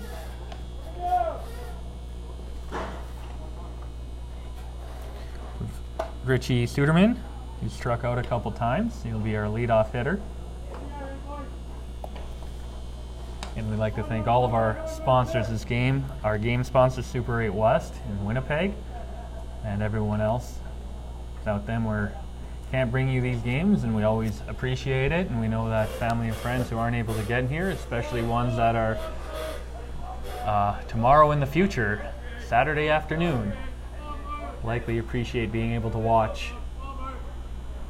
First pitch, called strike.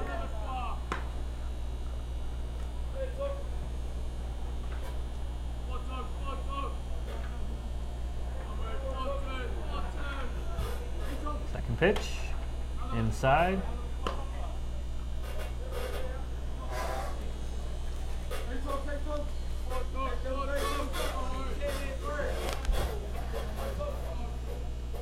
One.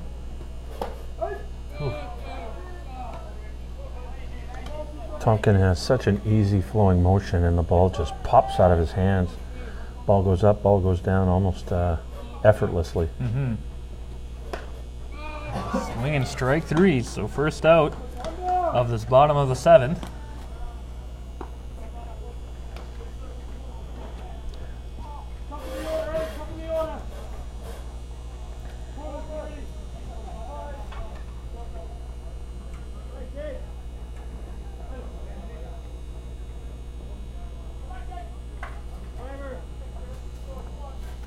Bring up James Craker.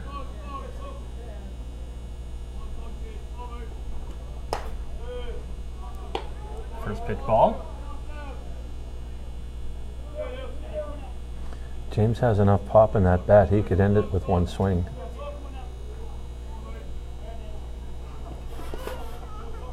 Ball in the dirt.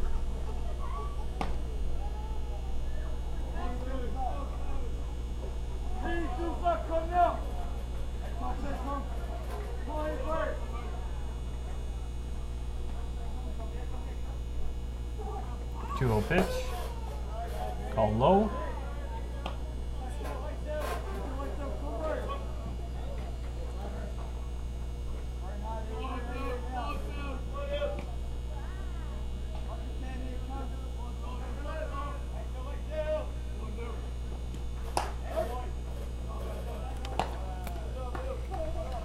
One to count.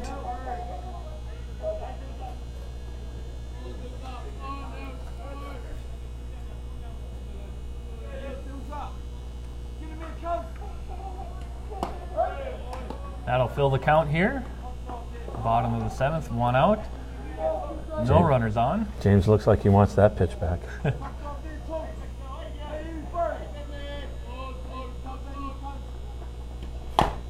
Pops it, hits the plate. He's going to beat that out. Oh! That's a full swing bunt if I've ever seen one. Does the job. 1 out here to get a runner on. Jason Plett. I'll make a decent defensive play a couple innings ago. Ball slammed at him, didn't phase him.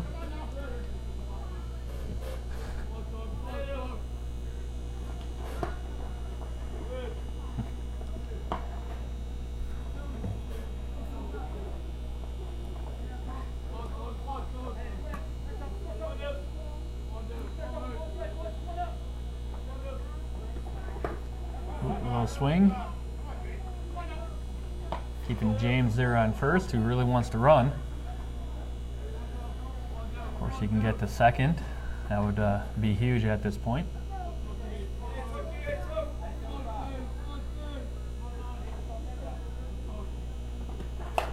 Oh, driven way back.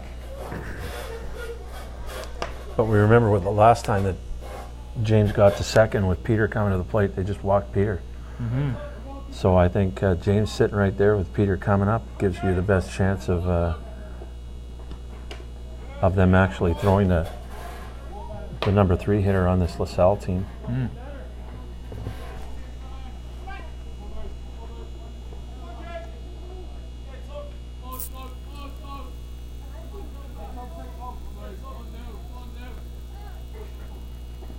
Pitch. Yep. Gets him swinging. That's exactly what they wanted there.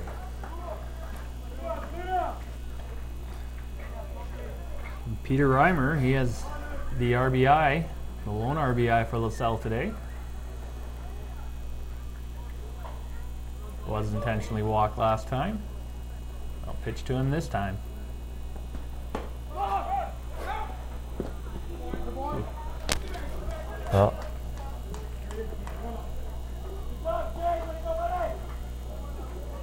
Well, they may do exactly what they did last inning, or are they gonna? And the new rule is, if you want to put them on, you just point to first base, just like the major leagues. Well, they're gonna pitch to him.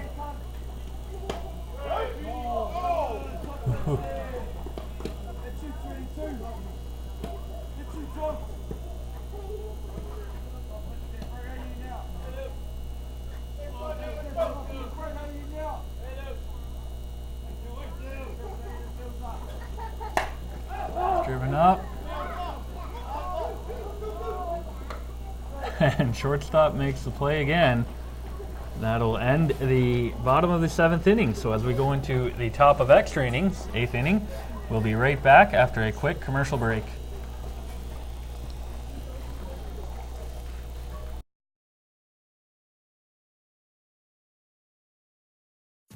At Super 8 Winnipeg West, we have your comfort in mind with free Wi-Fi and free daily Superstart breakfast. We also have guest laundry facilities, a state-of-the-art fitness center, and a jetted hot tub. Sleep well in a spacious guest room equipped with plush new bedding, a 50-inch flat-screen HD TV, microwave, mini refrigerator, and Keurig coffee maker. Or book a suite with a kitchen, ideal for extended stays. Super 8 Winnipeg West, located just inside the perimeter on Portage Avenue.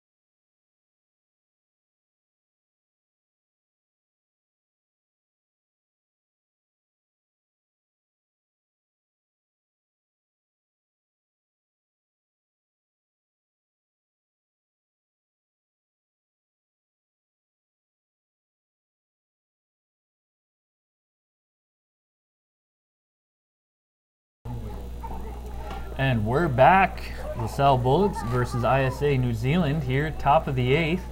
So as we explained last inning, a runner will, the last out of last inning, will start this inning on second. And there'll be no outs on the board. And a 1-1 game, it's just team needs to get a run somehow. Brady Woods still on the mound. Still throwing very hard.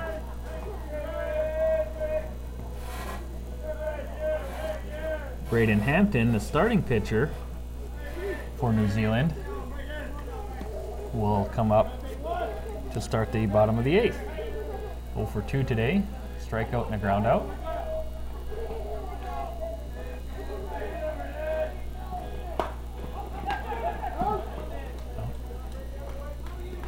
Tries to lay down the bunt to advance the runner, but unable to. Of course, that's Koopa Isherwood on second base, starting the inning on second base here in extra innings. So that would have been an interesting play had the ball gotten past Brady, because both the second and shortstop, they were moving in opposite directions. Gotta see center fielder run in to try to field a bunt ball.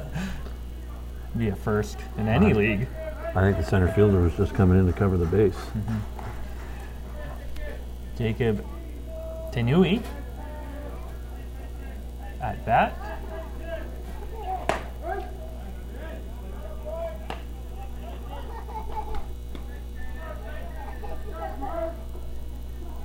Oh, 2 the count.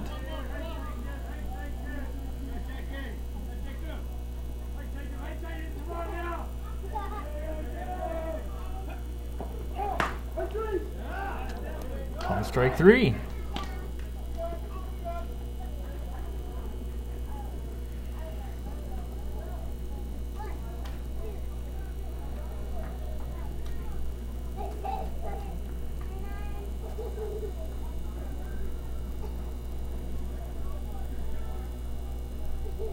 And some pinch hitter, it looks like. It doesn't really look like Jamil.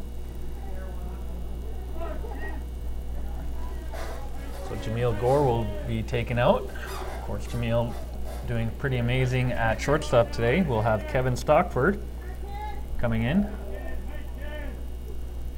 Looks a bit bigger and muscular than Jamil.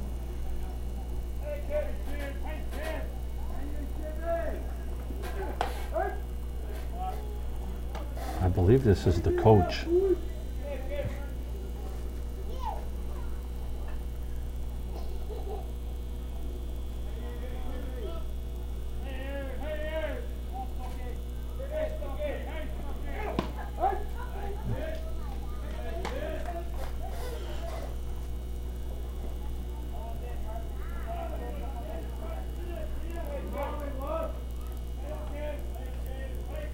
0-2 pitch.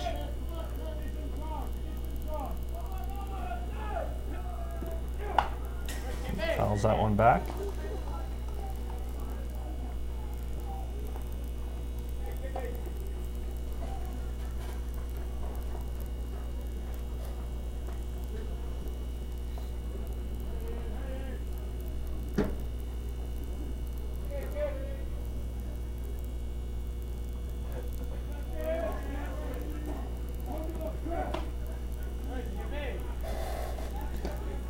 Ball one. It's an interesting change with your previous, the shortstop hitting a stand-up triple last time off of Brady. And they're going that lefty-righty matchup. Over to third. And throw is in time.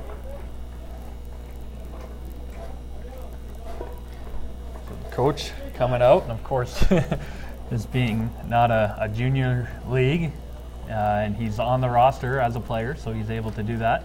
And we now, talked about the now we double get change. Now we get the re-entry. So just hoping to give his guys a push there and not able to do so. So bottom of the 8th, LaSalle coming up, tie game.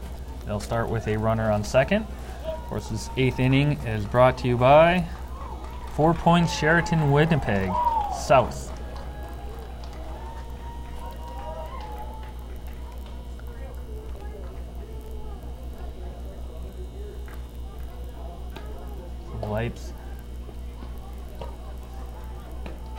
Lights are on, they're buzzing, they're fully on, and be helping out now as we get later into the night.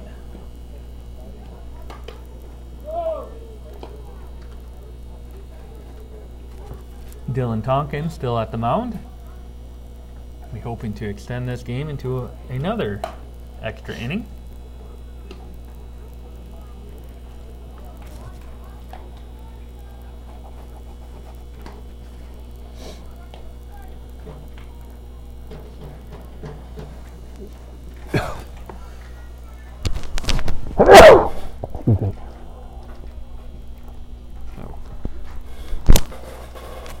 Peter Reimer will be at second base for LaSalle with Bob Lanoy. So it is a 1-1 game in the bottom of the 8th. No outs, runner on second as per international extra inning rules. Bob looking to show the bunt, pulls back, swings.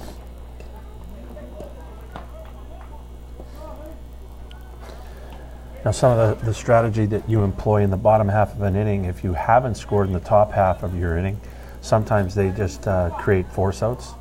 So some of the theory is, let's put this person on first. Now, everything is a force out. Yeah. Right now, a bunted ball and a play at third is a tag play. Yeah. So sometimes that's the strategy.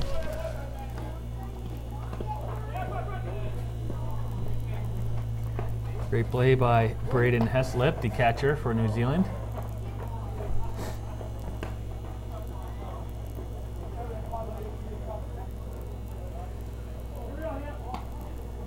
So they will look for some help on the swing, and third base umpire Al Bruno said, no swing. That is foul territory. Over the fence. Can't see it from our vantage point really. Hopefully Glenn is able to on the main camera. Not got the head shake from Spencer, our producer.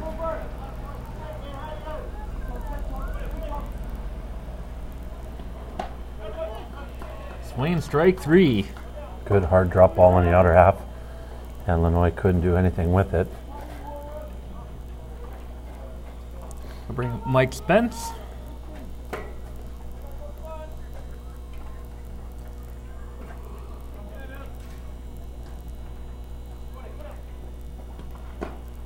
Oop, ball gets by. Get your runner on third with only 1 out. This is a big moment for LaSalle. 2 batters to bring him home.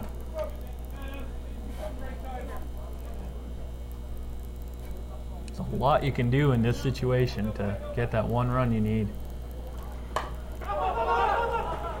Bunted, catcher able to track it down. Excellent communication all around. Great play by Team New Zealand.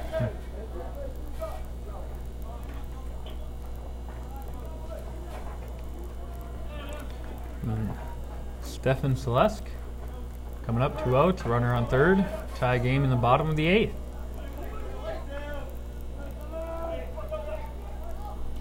Pitch, swings, misses. 0-1.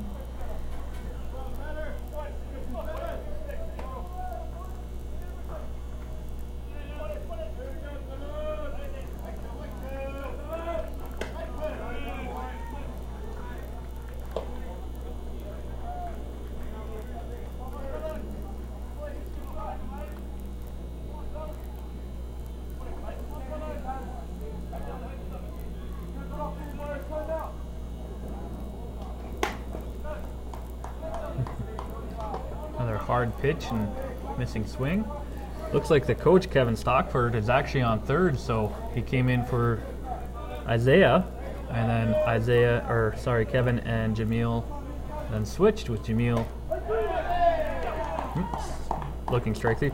Apologies. Jamil came back in for Isaiah, and then they switched fielding positions, so we'll probably see Jamil here now as the leadoff hitter going into the top of the 9th inning, which we will be right back after a short commercial break.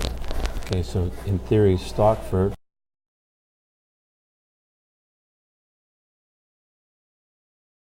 The 4 Points by Sheraton, Winnipeg South. Conveniently located on South Pembina Highway near the Trans-Canada Bypass and 1 hour from the U.S. border crossing. Offering a saltwater pool, hot tub, 24-hour fitness center, restaurant, and lounge.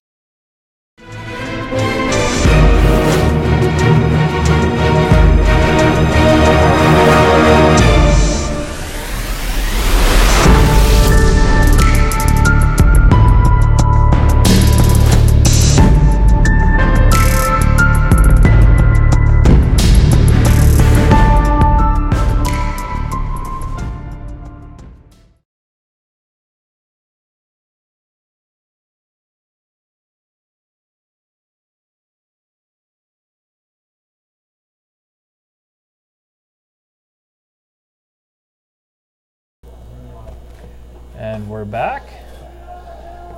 Kevin Stockford is going to second, so they're keeping Coach in as player.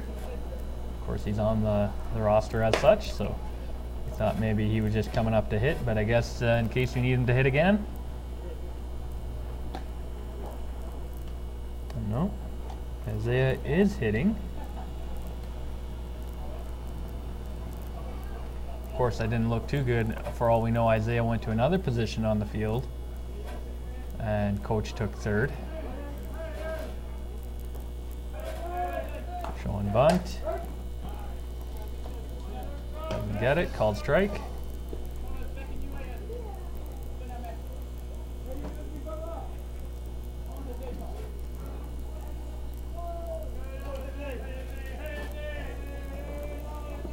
One pitch. Bunt it back into the fence. Bring up 0-2.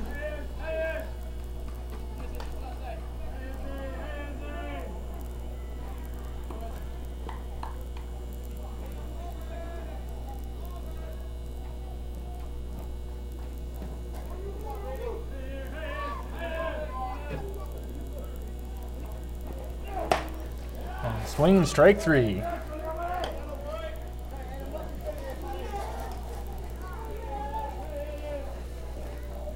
One out in the top of the 9th. Adam Nepi got the RBI single to tie the game. His last at bat. Looking to get another RBI here.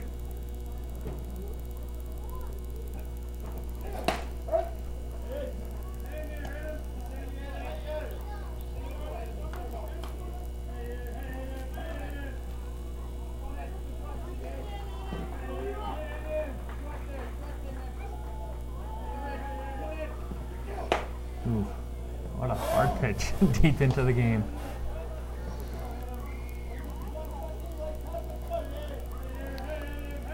Here's Brady's trying to reach back for a little extra here in the extra innings.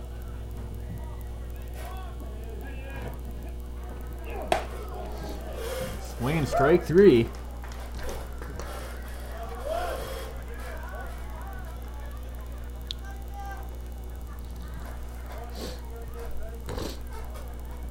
Dylan Tonkin has been at the mound for a few innings now.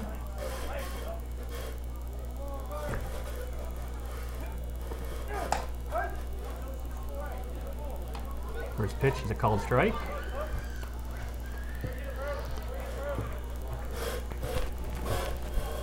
Brady seems to have been making a living on that outer half of the plate down low all night long.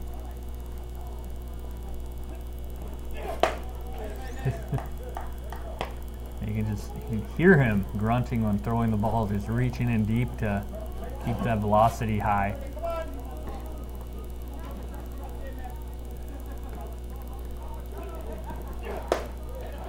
A little high.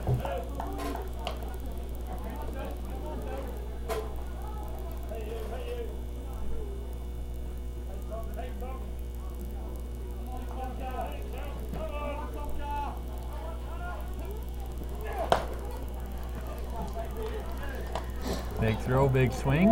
Absolutely. Tonkin's not getting cheated.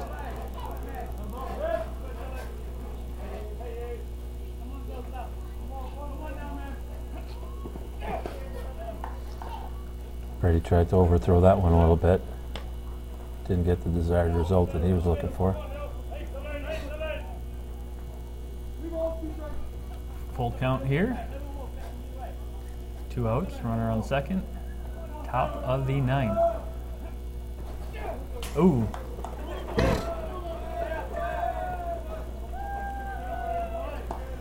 That will get runners to first and third. A wild high.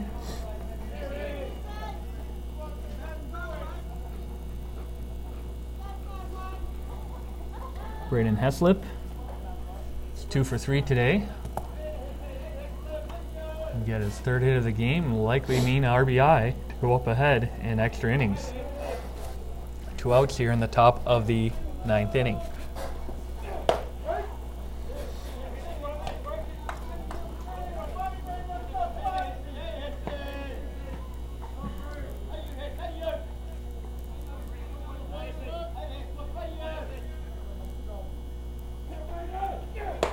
Ooh. High swing.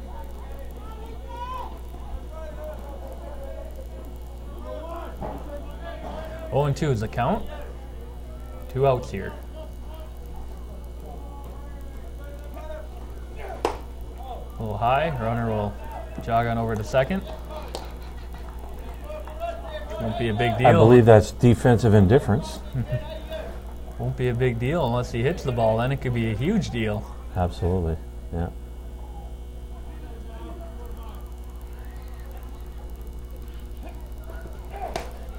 Gets the 3rd strikeout of the.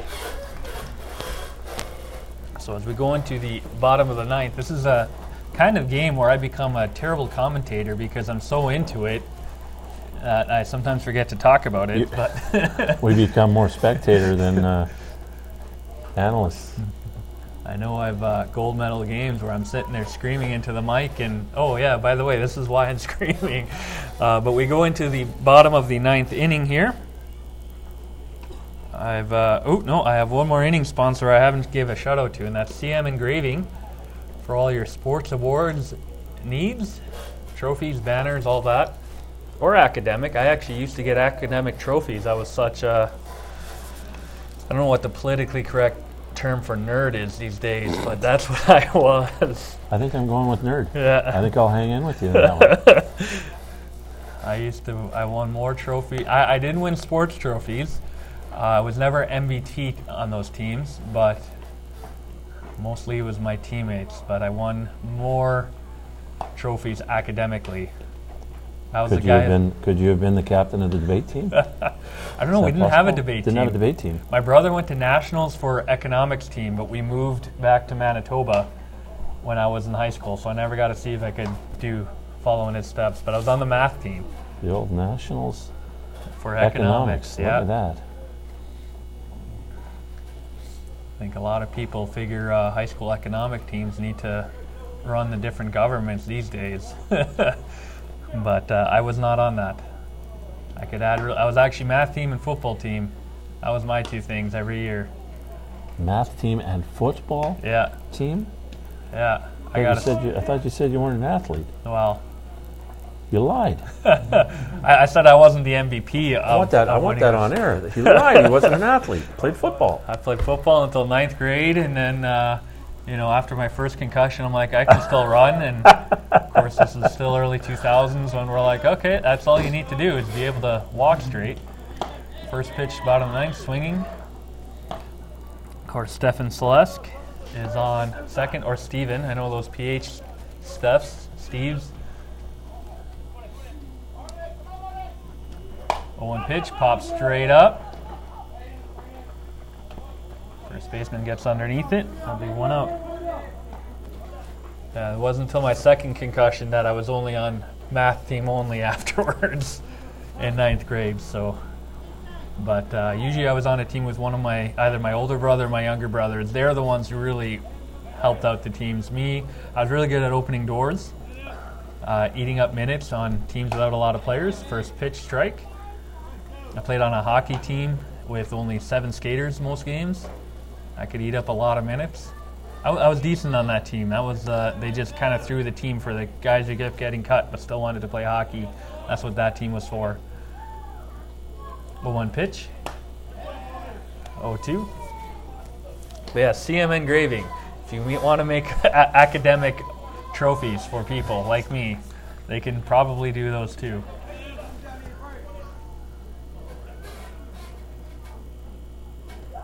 Two. Ooh, kind of a chop swing. I don't know if that's what you'd call it.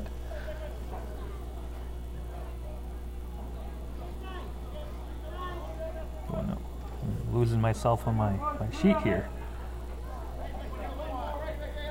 So 2 outs here in the bottom of the 9th.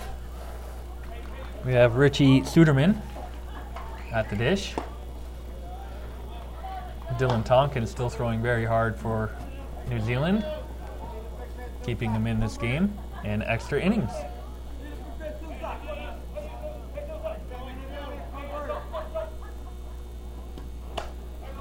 Oof.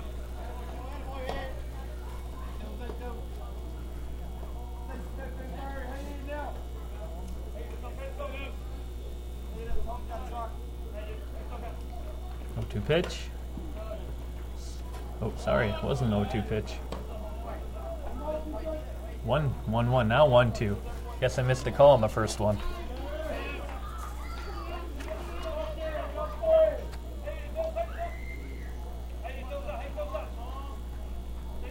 One, two, and swing and strike 3. Dylan Tonkin doing great here in the 9th inning. He's been going for, I believe, 5 innings now, 4 or 5. And that'll bring us to the top of the 10th inning as I'm running out of page room. And we'll be back after, I guess it's just a wonderful day for our commercial advertisers as they're getting their ads played again. Second run through, I think, on some of them, but we'll be back after one of them here. The 4 Points by Sheraton, Winnipeg South. Conveniently located on South Pembina Highway near the Trans-Canada Bypass and 1 hour from the U.S. border crossing. Offering a saltwater pool, hot tub, 24-hour fitness center, restaurant, and lounge.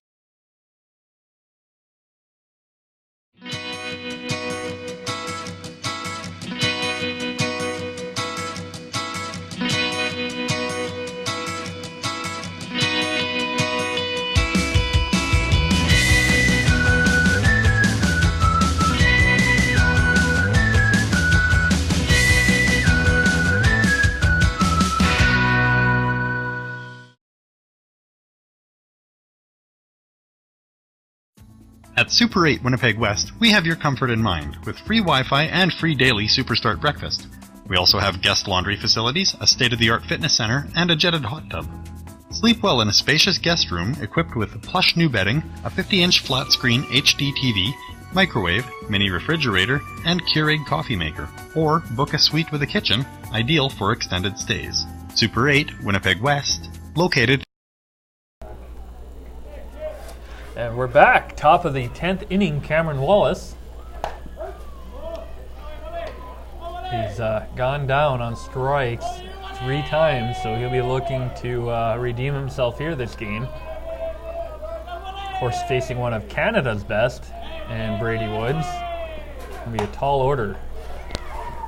We got on second, of course, with the rules, Braden Heslett. Really the only one that's tried stealing for New Zealand, so maybe one of their faster runners, even though he plays behind the plate as catcher. 0-2 pitch, swinging, strike 3.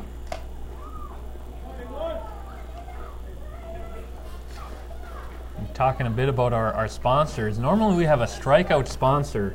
You need to, anyone out there with a business, find these games that Brady's playing that we're doing and become that strikeout sponsor, because your name will be shout out a lot.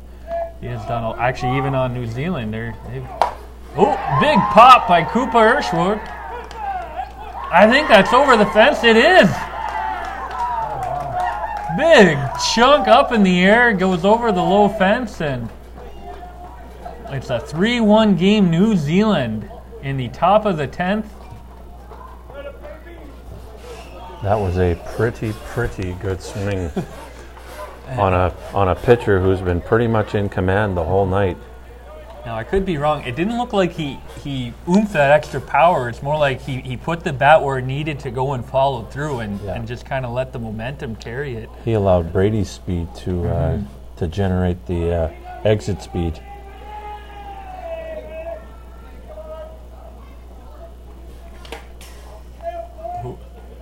Went off one of their masks. This is Braden Hampton. Yeah. 3-1 New Zealand.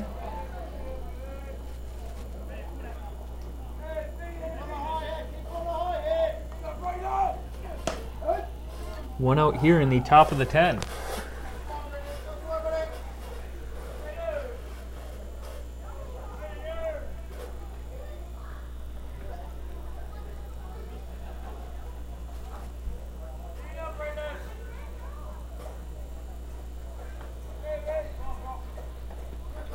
Ooh.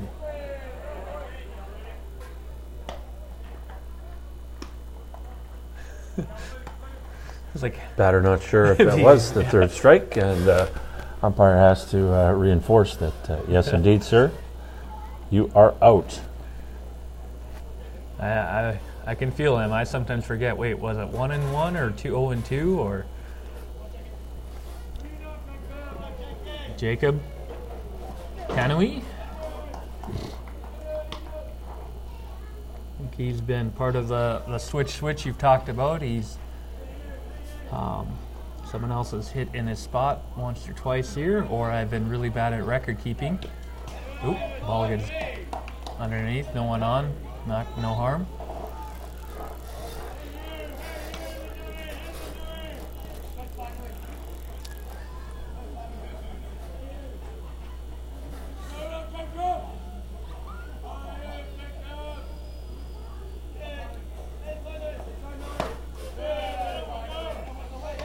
Well, the one thing I'll give this New Zealand team credit for is they do not get cheated at the plate. They take some serious hacks. Mm-hmm.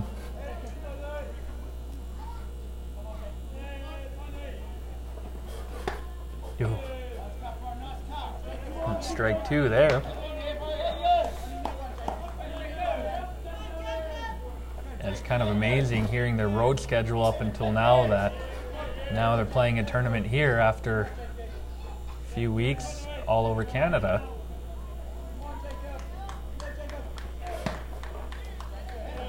A little outside, and that'll fill the count.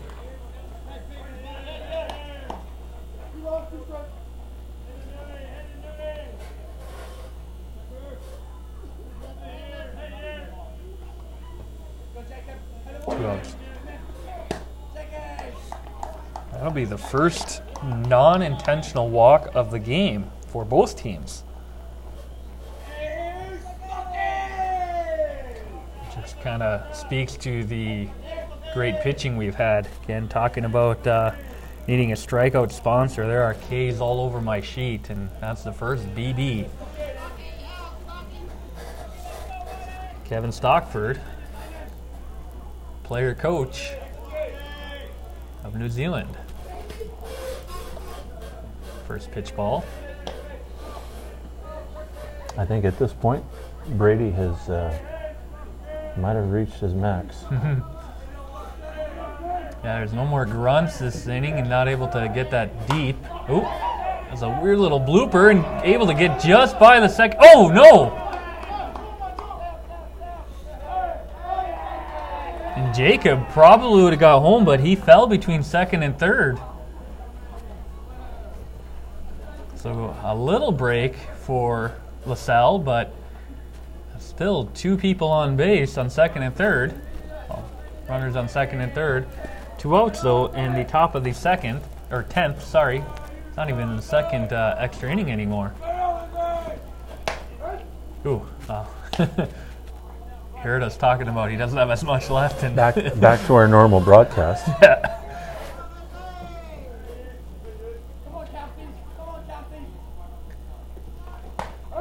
And maybe he had a long day at work and he's like, hey, if I let up a run.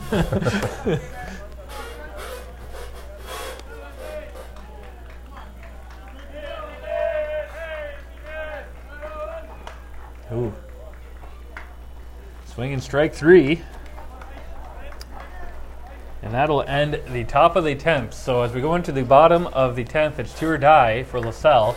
3-1, New Zealand getting a 2-run home run off of Koopa Isherwood. Okay, now I'm out of inning sponsors, so we'll just give the game to Super 8 West, our game sponsor, and our third extra inning, our 10th inning sponsor. In the west side of the city, kind of like, well, we're just outside of the west side of the city here. Have any sort of need to stay or banquet rooms, meeting rooms, I'm sure they have something like that.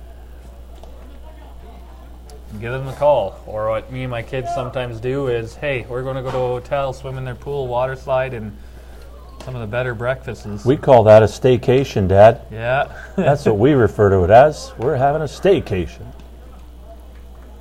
And it wasn't a Super 8, but there's only one time I've ever regretted doing that. And I won't mention the hotel in case they ever want to advertise with us in the future. It's not in Winnipeg, at least, so, but it was in Manitoba.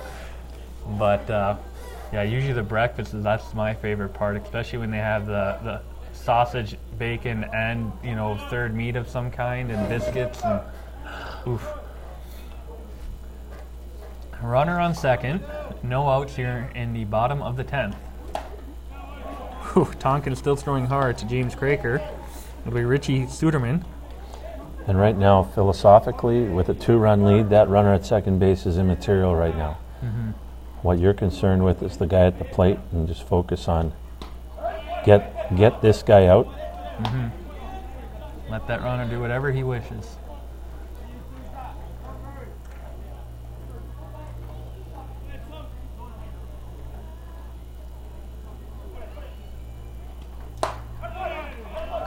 That was a really, really well pitched at bat. James couldn't get that other half of the plate, and great control. This pitcher has tremendous control. Jason Plett does have a hit today, 1 for 4. Ooh. I am going to say that this young man is going to shut the door. Done a really good job. I think he came in the 5th. Those were 6 innings pitched. Whew. That drop ball just fell off the table. There was no way you were going to hit that.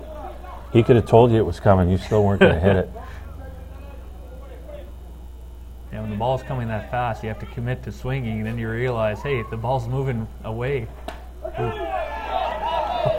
The sharpness of his movement is incredible. Mm-hmm. His ball moves up and down so crisply. Oh. And as we speak, Peter Reimer comes to the plate, who could easily put one out just like Sherwood did. Mm-hmm.